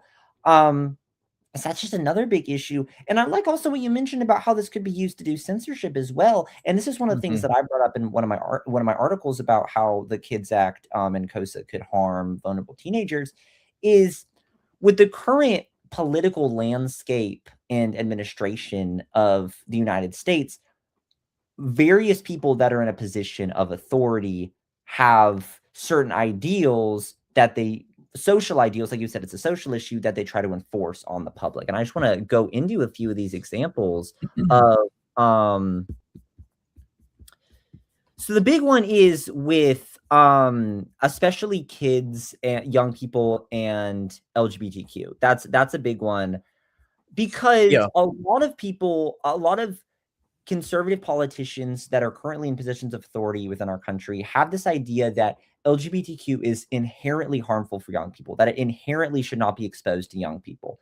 And like one of the Marsha Blackburn, one of COSA's sponsors, is relevant Right. because She she introduced the bill, I think. what?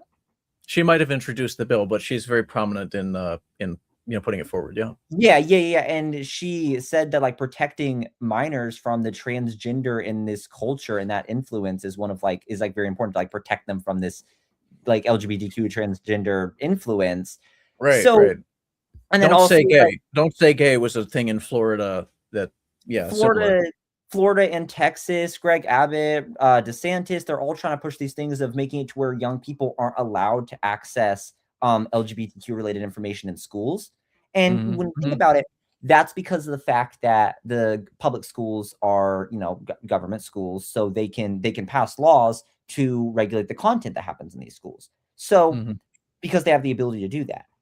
Right. And Right. They set their own policies. yeah, Famously, the First Amendment doesn't apply as well to schools, yeah. school So environments. when age verification happens and the infrastructure is being put in place by the government to force social media companies to divide individuals between adult and minor or verified ID and not verified ID, Right. it Right. then it gives them the infrastructure to also control the content that is being shown to people. So it is Correct. very, very likely that if we have this infrastructure being put in place with the Kids Act and everybody's ID verified, that then they can increase censorship and they can control the content. They can say, because of the fact that LGBTQ is inherently harmful for young people, now we're making it to where minor accounts cannot access any information about this on social media, cannot be exposed to this, cannot Right. post about this, cannot talk about this because it's harmful for them and they can control that content. So Right. Right. again, That's their point of view. Yeah. yeah, and it gives them the ability to do this. That is the biggest problem is you're giving the government infrastructure to control the content that the average person is allowed to be exposed to. Right. And they're always going to go after young people first because it's socially acceptable. It's socially acceptable to say, we're going to take away young people's access to this because we're protecting them. And people will be like, And you can't vote. And you yep. can't vote. The Yeah. only people being like the only people who are getting like these restrictions directly affecting them are the people who can't vote on them or is voting for the politicians that are putting these into place. And that is one Well, of the biggest problems about this. being a voter, I'll just say, being a voter of many years, they and it's a very popular opinion. It's not just my opinion. They don't always listen to the voters either. Yeah. Yeah, that's true. Okay. You could do what you could do and learn civics, do your decent, learn about your community and the principles involved in the Constitution, all that. Oh, very important stuff. But it's accountability is tough, and part of, I could say, speaking from kind of a civil libertarian background in technology, which is very much where it came from, right? Early Silicon Valley Mhm. was very much pro freedom, pro civil rights, Yeah. pro open access. Some of them were hippies, all right. They weren't all hippies. There's hippies in there. We're talking university scientists and researchers, experimenters, hardware hobbyists, like Steve Wozniak, he invented Apple, right? He built the first Apples and Steve Jobs was there with him, and famously they started the company together, made it what it is. Um, that was all homebrew. It was all open experimentation, like off the shelf, not a lot of restrictions on that stuff, and certainly at that point. And the ethos, right, like the spirit of the tech space and online, when it was really not popular, right before it became cool, right before everyone got online, is Mm. very much like, again, more of a frontier. You bring your own, bear appropriate caution, but bring your own curiosity and interest and resources and share them. It was kind of a shared, more like a college, maybe, like an undergraduate or graduate student kind of Yeah. baseline. Like, you collaborate. It's more like peer. That's where it came from, was a place of like sharing and social, in implicit social concern, right? Implied, we're ultimately here to to grow and learn, right? As kind of an unstated assumption, and try something new and getting online when it wasn't, everybody was on just online, right? Yeah. So like that was part of what went into building the thing. And so to see and openness is part of that. And like many of the people that famously, the people who founded the Electronic Frontiers Foundation, so shout out to EFF. They've over the years, they've done a number of things that have really, they fought lawsuits and everything that have preserved and protected free and open access online. Mhm.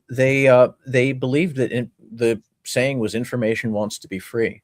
That Yeah. was actually the idea. Like, so don't overshare, but also information wants to be free. And Mhm. you should share your ideas and share, your interests and enthusiasm and stuff.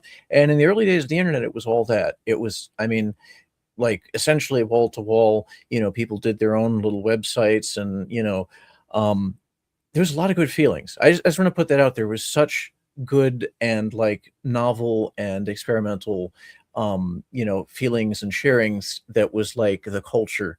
Mm. And so that's what drew people online, was that openness and ability to express yourself, have your own page and everything.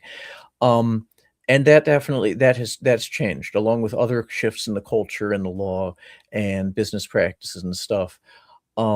That's, for me, sentimentally, that's the biggest um downer, and I mean, in a real sense, loss, because here we are discussing um something that maybe, realistically, if this is something, and it was too new at the time, so it wouldn't have made as much sense. But and if you looked at uh for anyone who hasn't seen it, if you look at our Vegas video, I talked to some earlier internet users, and actually one of Jobs and Waz's contemporaries, John Draper. He was one of the, like, early. I think he was. I'm not sure if he was employee number 8, but he had a very early start at Apple, right? So he was right Mhm. there, and so he knows a fair amount about it. He started where there was like super early dial-up, and you had to make arrangements, like in the very early days, with like government to get access, because it did start from a little bit of a government and military background, and universities, and they all kind of built their own. It was a composite process. They all built their own. They only like a wiki process as an Yeah. industrial thing. So it's never been fully without a degree of like identification or barrier to access. Like I mentioned, early computer days, not everyone could afford one. Online was limited. Not everyone had dial-up. So there were certain things that were practical and like just common sense barriers, or like things, cautions that you'd have and whatever in dealing with it. But it was never a question, and it never, to my mind, it never would have gotten to a time or place, except in certain fictions, works of fictions that were many people are pretty familiar with in passing, if not having read them directly, where we're talking about restricting and, in essence, controlling potentially in content and connection terms, not just kids, not just any one group of the people, but pretty much broad populations, right? Mm. For whatever reason, or maybe lack thereof, because governments don't have a perfect track record with respect to how they administer social systems that they oversee very closely. This is historically, there's some real counterindications, right? We would say, to having governments be the final say and steward over something that really everybody shares as a network. Like, it's not just a slice of society, it's not just an industry or social strata. We're talking like the whole world now. Yeah. And yeah, you don't want to put too much power in uncertain, unsteady, or maybe the wrong hands. And let me just tell you something. The politicians, as you know, I respect their initiative and the public role, duties of public service they have, but the knowledge evidently simply isn't present. From what I'm seeing in this legislation, it's an improved bill, to be clear, from where it started, but I'm not seeing the requisite, like, needed knowledge in how this is set up, where it really approaches the issue very strongly. And it may just be a potential, greater potential for, either, ideological, political, or other types of abuse of the network, where Mm. you could just, put people whose views you agree with offline, off the internet entirely. Um, and that's a real danger. That goes against why the internet was founded, in essence, why it was built. It wasn't founded at any one point, but like the foundations of it are built up from the contributions of people who, said, well, we have to assume that there's like a basic level of human social concern right here, and there's like a basic level of, you could expect us, well, you should certainly be cautious online. You can expect that there is more socially redemptive value in the interactions and the people you might find online, as a baseline assumption, before you want to seal everyone off, potentially from having that communication online. Like, it would have never been built Mhm. if people didn't come from that place of, like, assuming, relatively helpful or benign intent versus extreme, caution or paranoia of malintent, which is definitely more the motivating direction that this is coming from. So Yeah. it's not just technical in turn. It's not just a challenge in technical terms to make it work right, and it's not just the social policy dimensions of it, which are the whole point here, really. And I mean, that's why it's worth talking about. But it's also fundamental. This was built a certain way. The internet was built a certain way to connect people and give them access fundamentally to share ideas online. Um, and having that potentially be restricted is perhaps principally most concerning. Yeah. I'll say, just just as a human being and certainly as a tech early adopter of the internet, like, whoa, you know. Mhm. So that's my very basic concern with it. And all the particulars and stuff aside, that we probably need more information, more evidence to really evaluate how these measures can work and refine these kinds of things. Um, I've actually put out a little bit of literature on this myself through my company, um, just to reinforce your point. Excuse me. To reinforce your point, Zane, education is key. And if you do start from a point of assuming the absolute worst intent, which may work in certain business and maybe military domains, right? You have to start with realistic kind of things that maybe it's not always a good situation. That doesn't fit the internet as it's been built, and it doesn't suit the mindset of the people who made the internet what it is. So Yeah. that's really worth thinking about and looking at, in my opinion. Yeah, for sure. And along with that, I really like what you were saying about how there's such a big difference between the mindset of what people had building the internet and then the mindset that people have around it now. And what I'd like to say about it is I feel like people take the internet for granted. I feel like they really do. And Totally. they take the connectivity for granted. I feel like people do that a lot. I mean, like this is a metaphor I like to use, but I'm just gonna ask you a question. When you Mhm. think of fire, fire? What's the first thing you think about? Um, Scientifically minded, so it's utility. That's a Warmth. good answer. See, Warmth. most people when I ask them what's the first thing they think about when they think of fire, they think of destruction, chaos, burning. They think of that type of stuff, right? Yeah, And it's yeah, really interesting because like you said, utility, fire is what gave early humans the ability to, cook food, have warmth, have shelter, all this, all that. yeah. But the average person, when they think of it, they immediately think of bad things because we live in a society where we take this for granted. We've had this for thousands of years that it's like, oh, it's just an Mhm. average everyday part of life. It's the same Right. thing with the internet, only with magnified intensity, to where when the internet came out, like you were saying, it had this aura of being free. It's like this is Mhm. free information, free Right. flow of people connecting, information flowing, like getting to have this without restriction.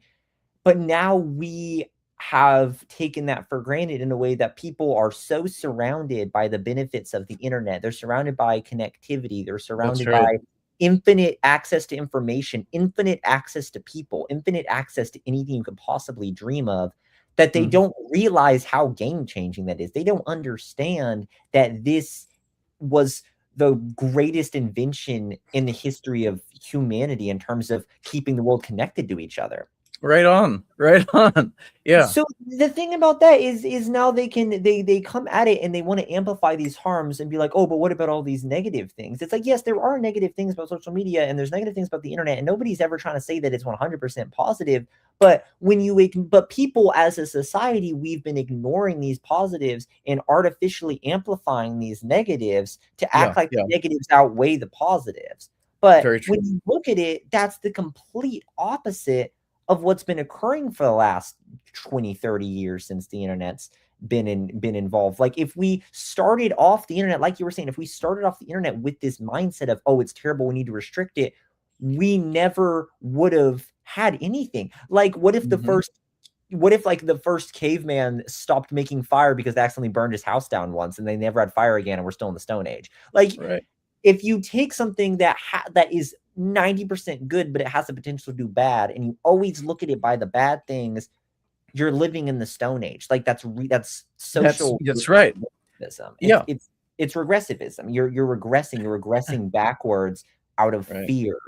And politicians know this and they manipulate the way that we think about it because people want to hear what upsets them. They want to hear a story about, oh, yeah, young person gets groomed and sexually exploited on the internet a lot more than they want to hear a story about, oh, young person finds friends on the internet and it makes them happy and it's the one support system they have. Even though Yeah. Yeah, that's true. one It's thing scientifically proven. People look at yeah, negative one thing, stuff like, first. the Yeah. benefits happen, like, a million times, while these Mhm. harms happened on a few separate occasions, But again, it's artificially amplified by propaganda because that's what people want to hear. They want to hear about these terrible things. They want to feel like, oh, Yeah. I'm doing something about it. They want to feel like, oh, by supporting these social media bans, by supporting these laws, I'm Right. fighting back against these horrible things that my politicians Yeah. are telling me are evil.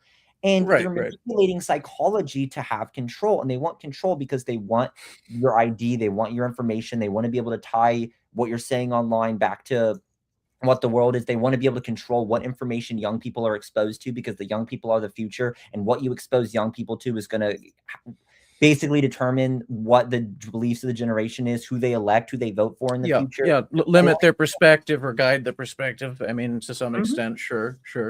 That's why As does school. Yeah. that's why they do it in schools. That's why the government likes to put these things and control the content of schools, because they want to influence young people because they know young people are the future. It's the same way with technology. They want to say we're protecting kids when you're just influencing the information that they're allowed to be exposed to. And of course, they're going to start it. They always start it with, oh, first we're going to go after these bad things that kids shouldn't be exposed to, like, oh, first you need to just verify your ID to like access porn or like adult material or something. But Right. then That's how this began originally, yeah. supposedly. And Yeah. it always goes from, oh, ID for porn to ID to, oh, all of social media to ID for now the entire internet to ID for everything.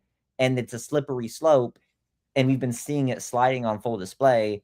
And yet people still aren't waking up to the severity of the issue, because Yeah. imagine how, because like, look at how serious it is now. And then imagine how serious it's going to be in the future, because Right. because they're developing the infrastructure to control the entire internet. And once they do that, they can start censorship, they can start surveillance. And what are we going to do about it? Because we've already given away our rights. And that's the biggest issue with this, is people have taken the internet for granted, and now they want to feel heroic for fighting against it. It's, if you demonize an entire thing, you're going to make people feel heroic in slaying it. And that is basically what's happened for internet, social media, and especially for those things for young people. Absolutely. Yeah. What I could basically I'm going to meet you on most of those points. And one of the things that the internet is there for also, as it was considered alternative media for a long time, alternative media. And so a lot of people went away from TV. I'm kind of one of those people, like, forget this noise. I'm going to go and talk to real people online and stuff.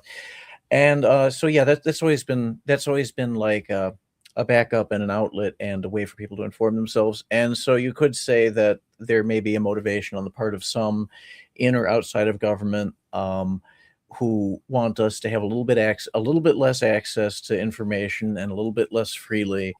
And frankly, and this is a really important point I'd like to emphasize.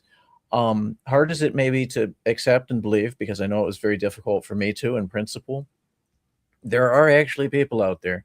I think I'm sure I've met some of them. I think I have in other cases, and I've just read the tea leaves to the point where I'm able to, in other cases, to determine that there are people out there that just hate fun.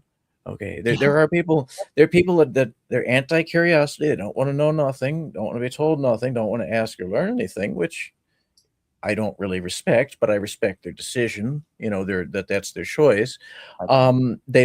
They also, in some cases, parents, and they don't want their kid to know something too early or too much. In some cases, it's your company doesn't want you to have access to something where it's privileged information. And online, there's been things taken down because of stuff like that. So like, those kind of make sense in their own area. But overall, intellectual freedom was the underpinning of the internet. And you're not just limiting the potential harms, right, with restrictions that affect everybody like this, where we're all forced to identify and potentially restrictable on that basis. The government is acting a little bit more in like the role of a parent there. Actually, there's a in loco parentis. I'm sure you're familiar with that concept, right? That's in use for schools, but this is kind of in loco parentis for the internet, for the communications, the whole infrastructure. and that's very new. That's not that posture has not that's by no means is that the traditional posture of any level of government with respect to that. Even postal, especially postal mail, has had very bright line, very big historical protections on, like, no one can open your letter, even your own parents. It's actually, you with respect to, like, what's reasonable, obviously, if somebody's not able to open it, and, like, or disability or something, you might have their assistance. But usually the principle is you're supposed to respect their interest and consent, and get Mhm. get, like, if they're asking for help opening it, then you open it. But so that's the bigger potential issue here. And it's in gaming, we see that there's there's been a real drift. There's been a real drift in terms of what the consumer wants, what gamers want, at certain levels in industry, like the so-called AAA games and all that, and the big platforms, right, like Halo. Okay, gamers want to horse around. Maybe sometimes they call each other names online. Okay, so that's what we do. But Mm, that was an early, like, a canary in the coal mine in terms of censorship, right, by a company. yeah. And then it's only gotten more restricted over time with respect to things like that. And there are legitimately things like, companies don't want to have, like, if it's not a porn game, they don't want to have anything like that on there. So they'll restrict a skin that, like, shows too much, or Mm, no outfit or whatever. So that stuff is sensible at some level. But when it's completely top down, from and also government side, there's a risk that it gets more serious than that. And yeah. that's a real potential and hazard. And there's in other countries, I mean, that's affected the shape of the gaming market a lot. Like, China has some very specific stuff you can and can't do there, and have a gaming platform. And as we move more in the direction of having restrictions like that, it will potentially really impact, potentially negatively, the gaming, like, the whole economy for it, as far as the ecosystem and what companies can do. Compliance cost, we talked about earlier, in terms of, like, how much effort they have to put in to make sure they're following the rules, whatever they are. And this just gets more and more difficult for small startups and individuals, and indie studios in gaming, that, like, if you want to make a multiplayer game, you might have to have, realistically, a lot, like, expensive lawyer review Mhm, of having, like, a multiplayer, where in the past it was, in the early days of multiplayer, it was more of a miracle that you got the computers connected and talking. So, mhm, like, you're not even going to have to worry about all that stuff. Like, you had to be pretty knowledgeable to get there. And that actually, it's in common, as far as I'm concerned, everyone should have a primer, like an internet primer, in school. You mentioned that. I think that should start there. And maybe there should be more, like, it's not beyond belief, the idea there should be more like a driver's ed. I don't know if it should be like a driver's license, but like a driver's ed for the internet, right? Like, there should be some kind of public option or public education options, so that people that genuinely aren't familiar with different platforms and risks and benefits online can get a basic education in it. Um, but overall, the assumption that restriction first is an advantage. We don't have information that's really good, and it potentially installs an intellectual ceiling on what you could find online. And that can I'm a self-educated man. Okay, like, college, not for me. I looked at it. I didn't go there. School, I dropped out of school. I dropped out of high school. So my experience is very self-edifying, yeah. right? It's like, not everyone will take that path. A lot of people will, they're maybe a little bit more inclined to follow conventional wisdom, and not necessarily lead their own education. So Mm, that's something that's always been true, and it varies from person to person. But, like, for me, I would definitely be far less well knowledgeable, versed, and capable had I had a system potentially like they're proposing, where I couldn't access information about certain ideas or certain historical events, or frankly, act up online relative to age and maturity and interest, right? Like, you learn your limits, right? And you learn how other people are, and that stuff that's really crucial. And not having the same degree of access in real life, it's even more crucial. So like, it's restrictions from both sides.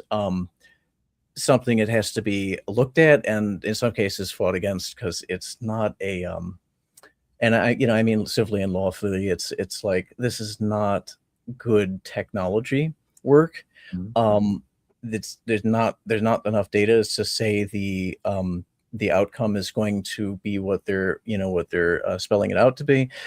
It's probably a step in the right direction, I'm going to say overall, but it's too soon to tell, and it's too broad of a move to make without knowing more about it, and frankly involving the public in more of the process, in my opinion. Mhm. Yeah, for sure. And this, I mean, what the baseline is, it's going to change how people connect with each other. Like, it's going to completely change that. I like what you brought up in the gaming space of with like small games and companies, and like, because one of the big things that they're trying to crack down on is communication. Be like, oh yeah, minors shouldn't be allowed to like communicate with this or that, or like they're trying to ban like online communication at all for people younger than 13. I saw that was one of the Yeah, things they're trying to put in there. yeah, I saw um that. so like you said, I mean, in order to verify, in order for these companies to comply, they're going to need to have some form of ID verification or some form of age verification. And like 90% of like good multiplayer games have a form of chat, or they have a form of like voice chat or something where people can communicate and talk to each other. That's just part of a game. Like, that's just how most games are played. That isn't just like a solo game. So that means that every single person making a multiplayer game is going to have to put age verification in their thing, their process basically. And it's like you Yeah, said, with indie developers, that's impossible. Like, you can barely get enough money to pay developers to build the game, or you're building it yourself out of pocket.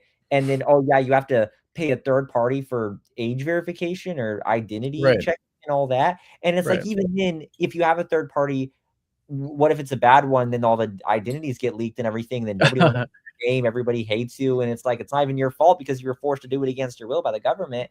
Right. So again, like you were saying about the compliance, it's going to be a lot easier for people to just not do it. Like, it's going to be a lot easier for them to just stop making multiplayer games with chat features. They would just they won't do it because they don't have the resources, or they don't want to risk the legal repercussions. So it's going to kill games that already exist, and it's going to prevent new ones from being able to be regularly played. And just to bring up some like statistics about the importance of gaming, I mean, like, there was a thing from Pew Research Center that said, like, among US teens 13 to 17, 78% of teen online gamers said that they feel more connected to people from playing with games with them, whether that be with people that they know in the real world or people that they meet over games. So it's like, again, with gaming and youth rights, these are all ways that people connect with each other, especially young people. And like we were talking about before, about the restrictions they already face in the real world, this is one of the places that was supposed to not be restricted for them, but now it is. So it's like, okay, they can't play games online, they can't be on social media, they can't go to the mall, they can't go out Right. outside, they Right. can't do anything. Like, it's impossible. And we're just creating this society of dependence where it's like, oh yeah, young people are just supposed to be in their house just staring at a wall. Like, Yeah, one it of two places, either at home or at school, and always under total, watchful, it's like surveillance, and it's like, Mhm. yeah, it's a Yeah. very different way of looking at things and living, Yeah, it's like really. they're not allowed to have their own connections outside of their parents. It's a bad way to run society. It's creating a culture of dependence, and it's taking away fundamental rights and freedoms, and it's empowering parents to have way too much power, and it's taking away, again, it's affecting games, it's affecting social media, it's affecting people's ability to connect with each other, play with each other.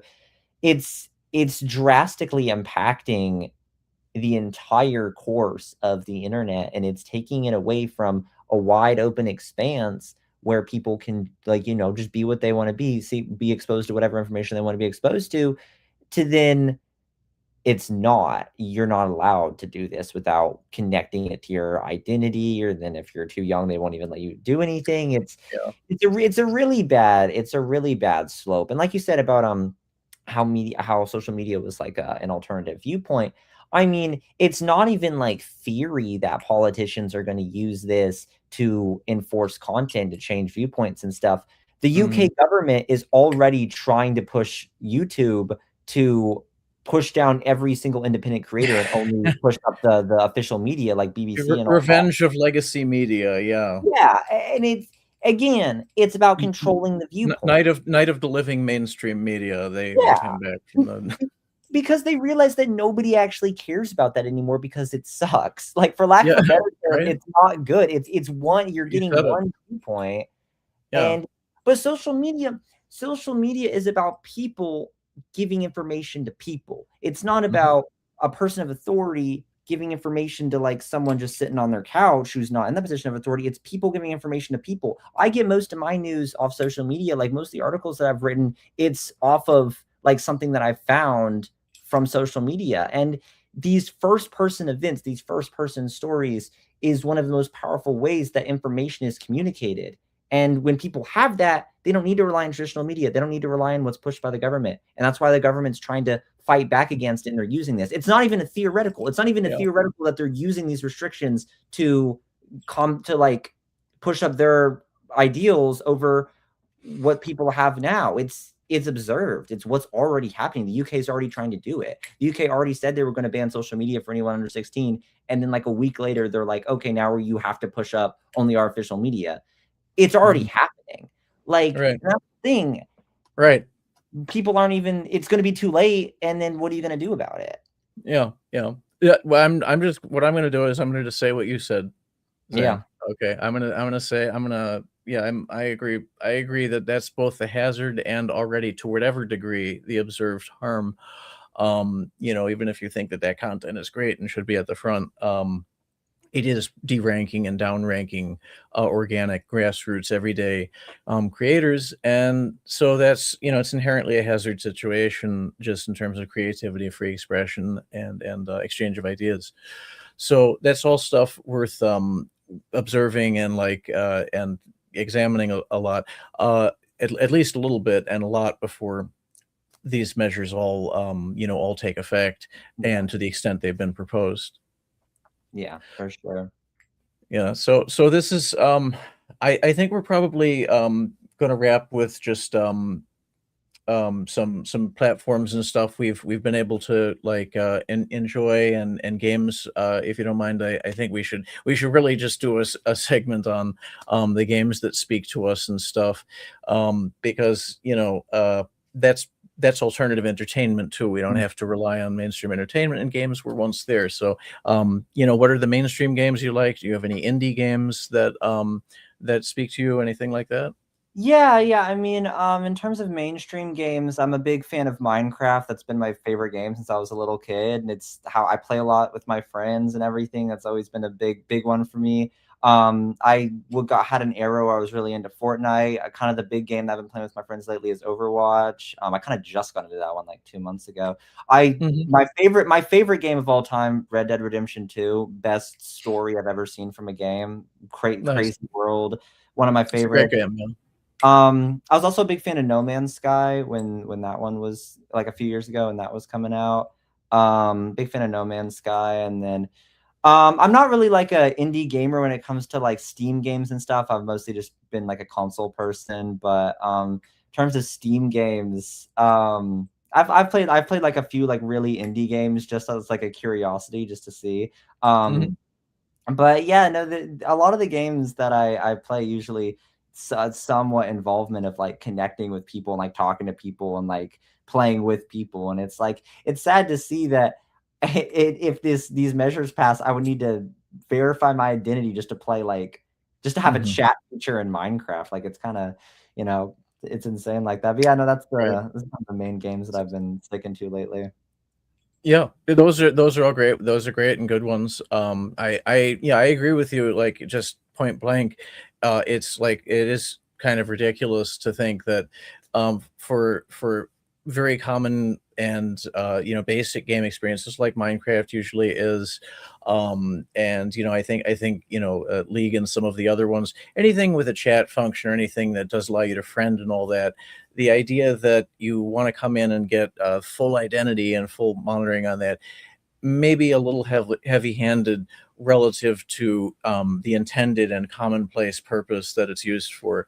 Like if there's a saying in in security circles, also in cybersecurity, if everything is high security, nothing is high security, because if you have a single, if you have a single standard, and it may be very high, maybe very tough, but like the reason you do graduated security is because it allows you to direct attention and effort where it's needed, where it's more, you might be expecting more issues, versus ones where there's really less problems technically or socially with the people there, or anything like that.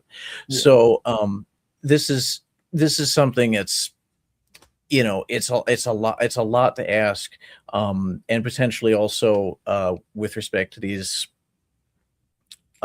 breaches that have happened, it's a lot to ask, for example, to have a kid's picture there, for example, if there may be breaches of the data. Are you really protecting them? Like, even if it's just a profile picture, like, do you really need that as part of it? Is it gonna help people more than hurt? And how much is it gonna, and this is fundamental and crucial to the game industry and online gaming, which is the biggest segment of gaming. I mean, everybody loves their single play and solo play games. Like, that's my main jam, is really, I like strategy, simulation, Yeah. and most of the games I play is probably more on the solo side, but I also do online social gaming.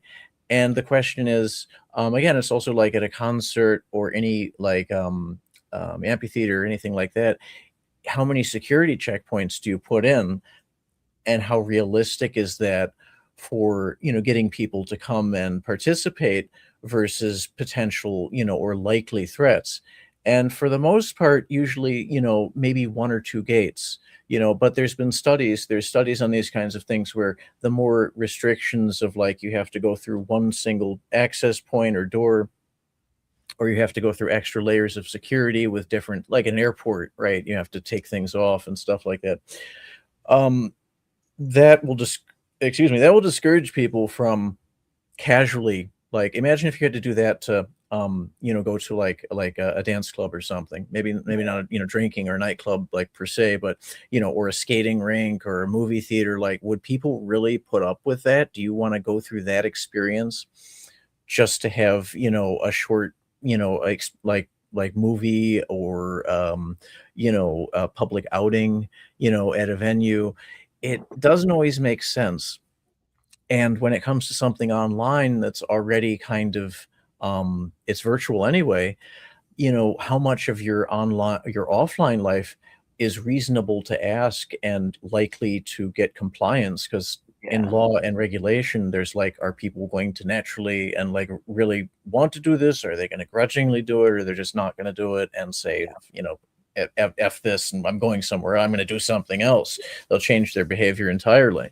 I mean, that's what I've done whenever I see something like that. I mean, like, just today, actually, I was trying to announce one of our blog articles on Blue Sky, and then since I'm in Texas, they put an age verification up to where you can't access Blue Sky without age verification. So Wow. instead of sending my ID, I was like, I'm gonna just download a VPN extension for Chrome and just use that instead. And like games too, the same way with games, like like a month or two ago, some of my friends were randomly like, oh, let's play Among Us, which hasn't been relevant since like 2020 or whatever. But I downloaded it on my phone. Still a fun game. And it's like, oh yeah, you need to verify your ID on the App Store to play Among Us to use the chat feature. And I'm just like, Really? no, I'm not playing Among Us. I'm not going to do that. I don't care enough to do that. It's not worth my time. And I'm not giving you my ID to play a game. Like, if I ever get into a game and it says you have to verify your ID to play the game, I'm just closing it and deleting it. Like, I'm not doing that. Like, I feel like a lot of people are going to have the same mindset of me, of just like, it's not worth my time. I'm not giving you my ID to play a video game. Like, and I feel like a lot of people think like that. So like I said, if it's being forced, it's going to kill games. Like, it's going to kill community. It's going to kill social media. It's going to kill all this. Because if they're like, oh, yeah, you need to verify your ID to get on any social media, I just don't use it. I just delete the app. I'm like, this isn't worth my time. I don't care enough to use this. So, yeah, and absolutely. yeah, Absolutely. It's not an uncommon view at all. Many gamers, I could say, hold a similar skepticism and like unwillingness. Like, gaming should be easy. It's relatively easy. You want to be entertained. Most people just come there for the same thing. And if it's, if it's too tough, you're just gonna not want to bother. You find something else more entertaining to do. So yeah, that's going to be a real issue, impacting gaming the more these kinds of measures come in. And it's going to be very interesting to see how people cope and adapt, and and challenge the law or comply with the law where they do, because of all these things. It's one rule for the whole internet, basically, with some little differences based on platforms and whether it's gaming or whatever. But it's essentially, most of it's going to be in common, especially on the ID side. And yeah, I have my doubts that that's going to really work, that people are really going to be ready or willing to do that. And on the other side, it's like, how much spontaneity and organic interaction are you just sending somewhere else, without them even looking at it, because they're like, oh yeah, I'm not gonna sign up for that, so yeah. And that's the way with a lot of things. I mean, like, if I'm getting on a website and it's like, oh yeah, you have to do this and that and this and that. It's like, oh yeah, you have to create an account for like a website that I'm going to use one time. It's like, I'm just going to find a different website. It's kind of that same way of just, this. I feel like it will just completely kill the internet, and that's kind of what I've thought about this forever. And but especially, and this is the main point I'm trying to push, is it's gonna harm young people that are already in vulnerable situations. It's going to harm them the most. It's going to cut them off from the people that, like, their support system. It's going to cut them off from things. And it sucks, because it's like, that this type of stuff, it's like they really have no choice. They have no say in what's going on, but they're going to get impacted the worst from it. So yeah, no, I feel like these types of restrictions, I feel like the government really should not be enforcing these restrictions. I mean, I'm also, I've also, like, a civil libertarian. I don't feel like the government should really have control over, like, these social things like the internet. I feel like that's not the government's place. I feel like any restriction the government puts on the internet is inherently a restriction of free speech and freedom of information. And I just, kind of message I'm leaving off on is, I just don't feel like any of this is right. And as well as the harms it already will cause, it's opening the doors for so much more. But yeah, that's kind of my whole opinion on it. Well, Zane, it's been really great talking to you on speaking with you on all these issues. It's like, it's something that's a lot bigger than even just gaming or the internet, but it's absolutely something that we have to confront as something that's impacting our lives, and particularly the lives of young people. Freedom of access to information, communication, and gaming platforms, especially, because in terms of essential stuff, as much as games are like first things for many diehard gamers, like it's like top priority, or like way up there, not top priority always. For a lot of more casual users and people that are in the gaming space, or just want to get on those systems and explore it, see if they're worth their time, it's probably going to discourage a lot of interest in that. And I've posted before hashtag Texodus, which is people may just, as you say, they may just de-adopt or unadopt the internet, and that would be crazy on so many levels. Yeah. I mean, that's a real concern. I mean, it's going to take away this connectivity that we've had for forever. And it's really bad. But yeah, no, thanks for having me on and everything. This was great talking about all this. I feel like it's a really important issue, and it's great to get these messages out. Absolutely. So I think that we covered the issues pretty well. I would I would be open to discussing this with you in the future, and so we may look at a stream like that. But I feel like we addressed roundabout the gaming space and Internet 101 pretty well, because it's all very connected. And I appreciate your perspective and joining me on this, Zane. I really do. Yeah, of course. Thanks for having me on and talking about it all. Great. All right, fantastic. If you wanna bumper your the National Youth Rights org, give people the information, and I'll also put it in the video details.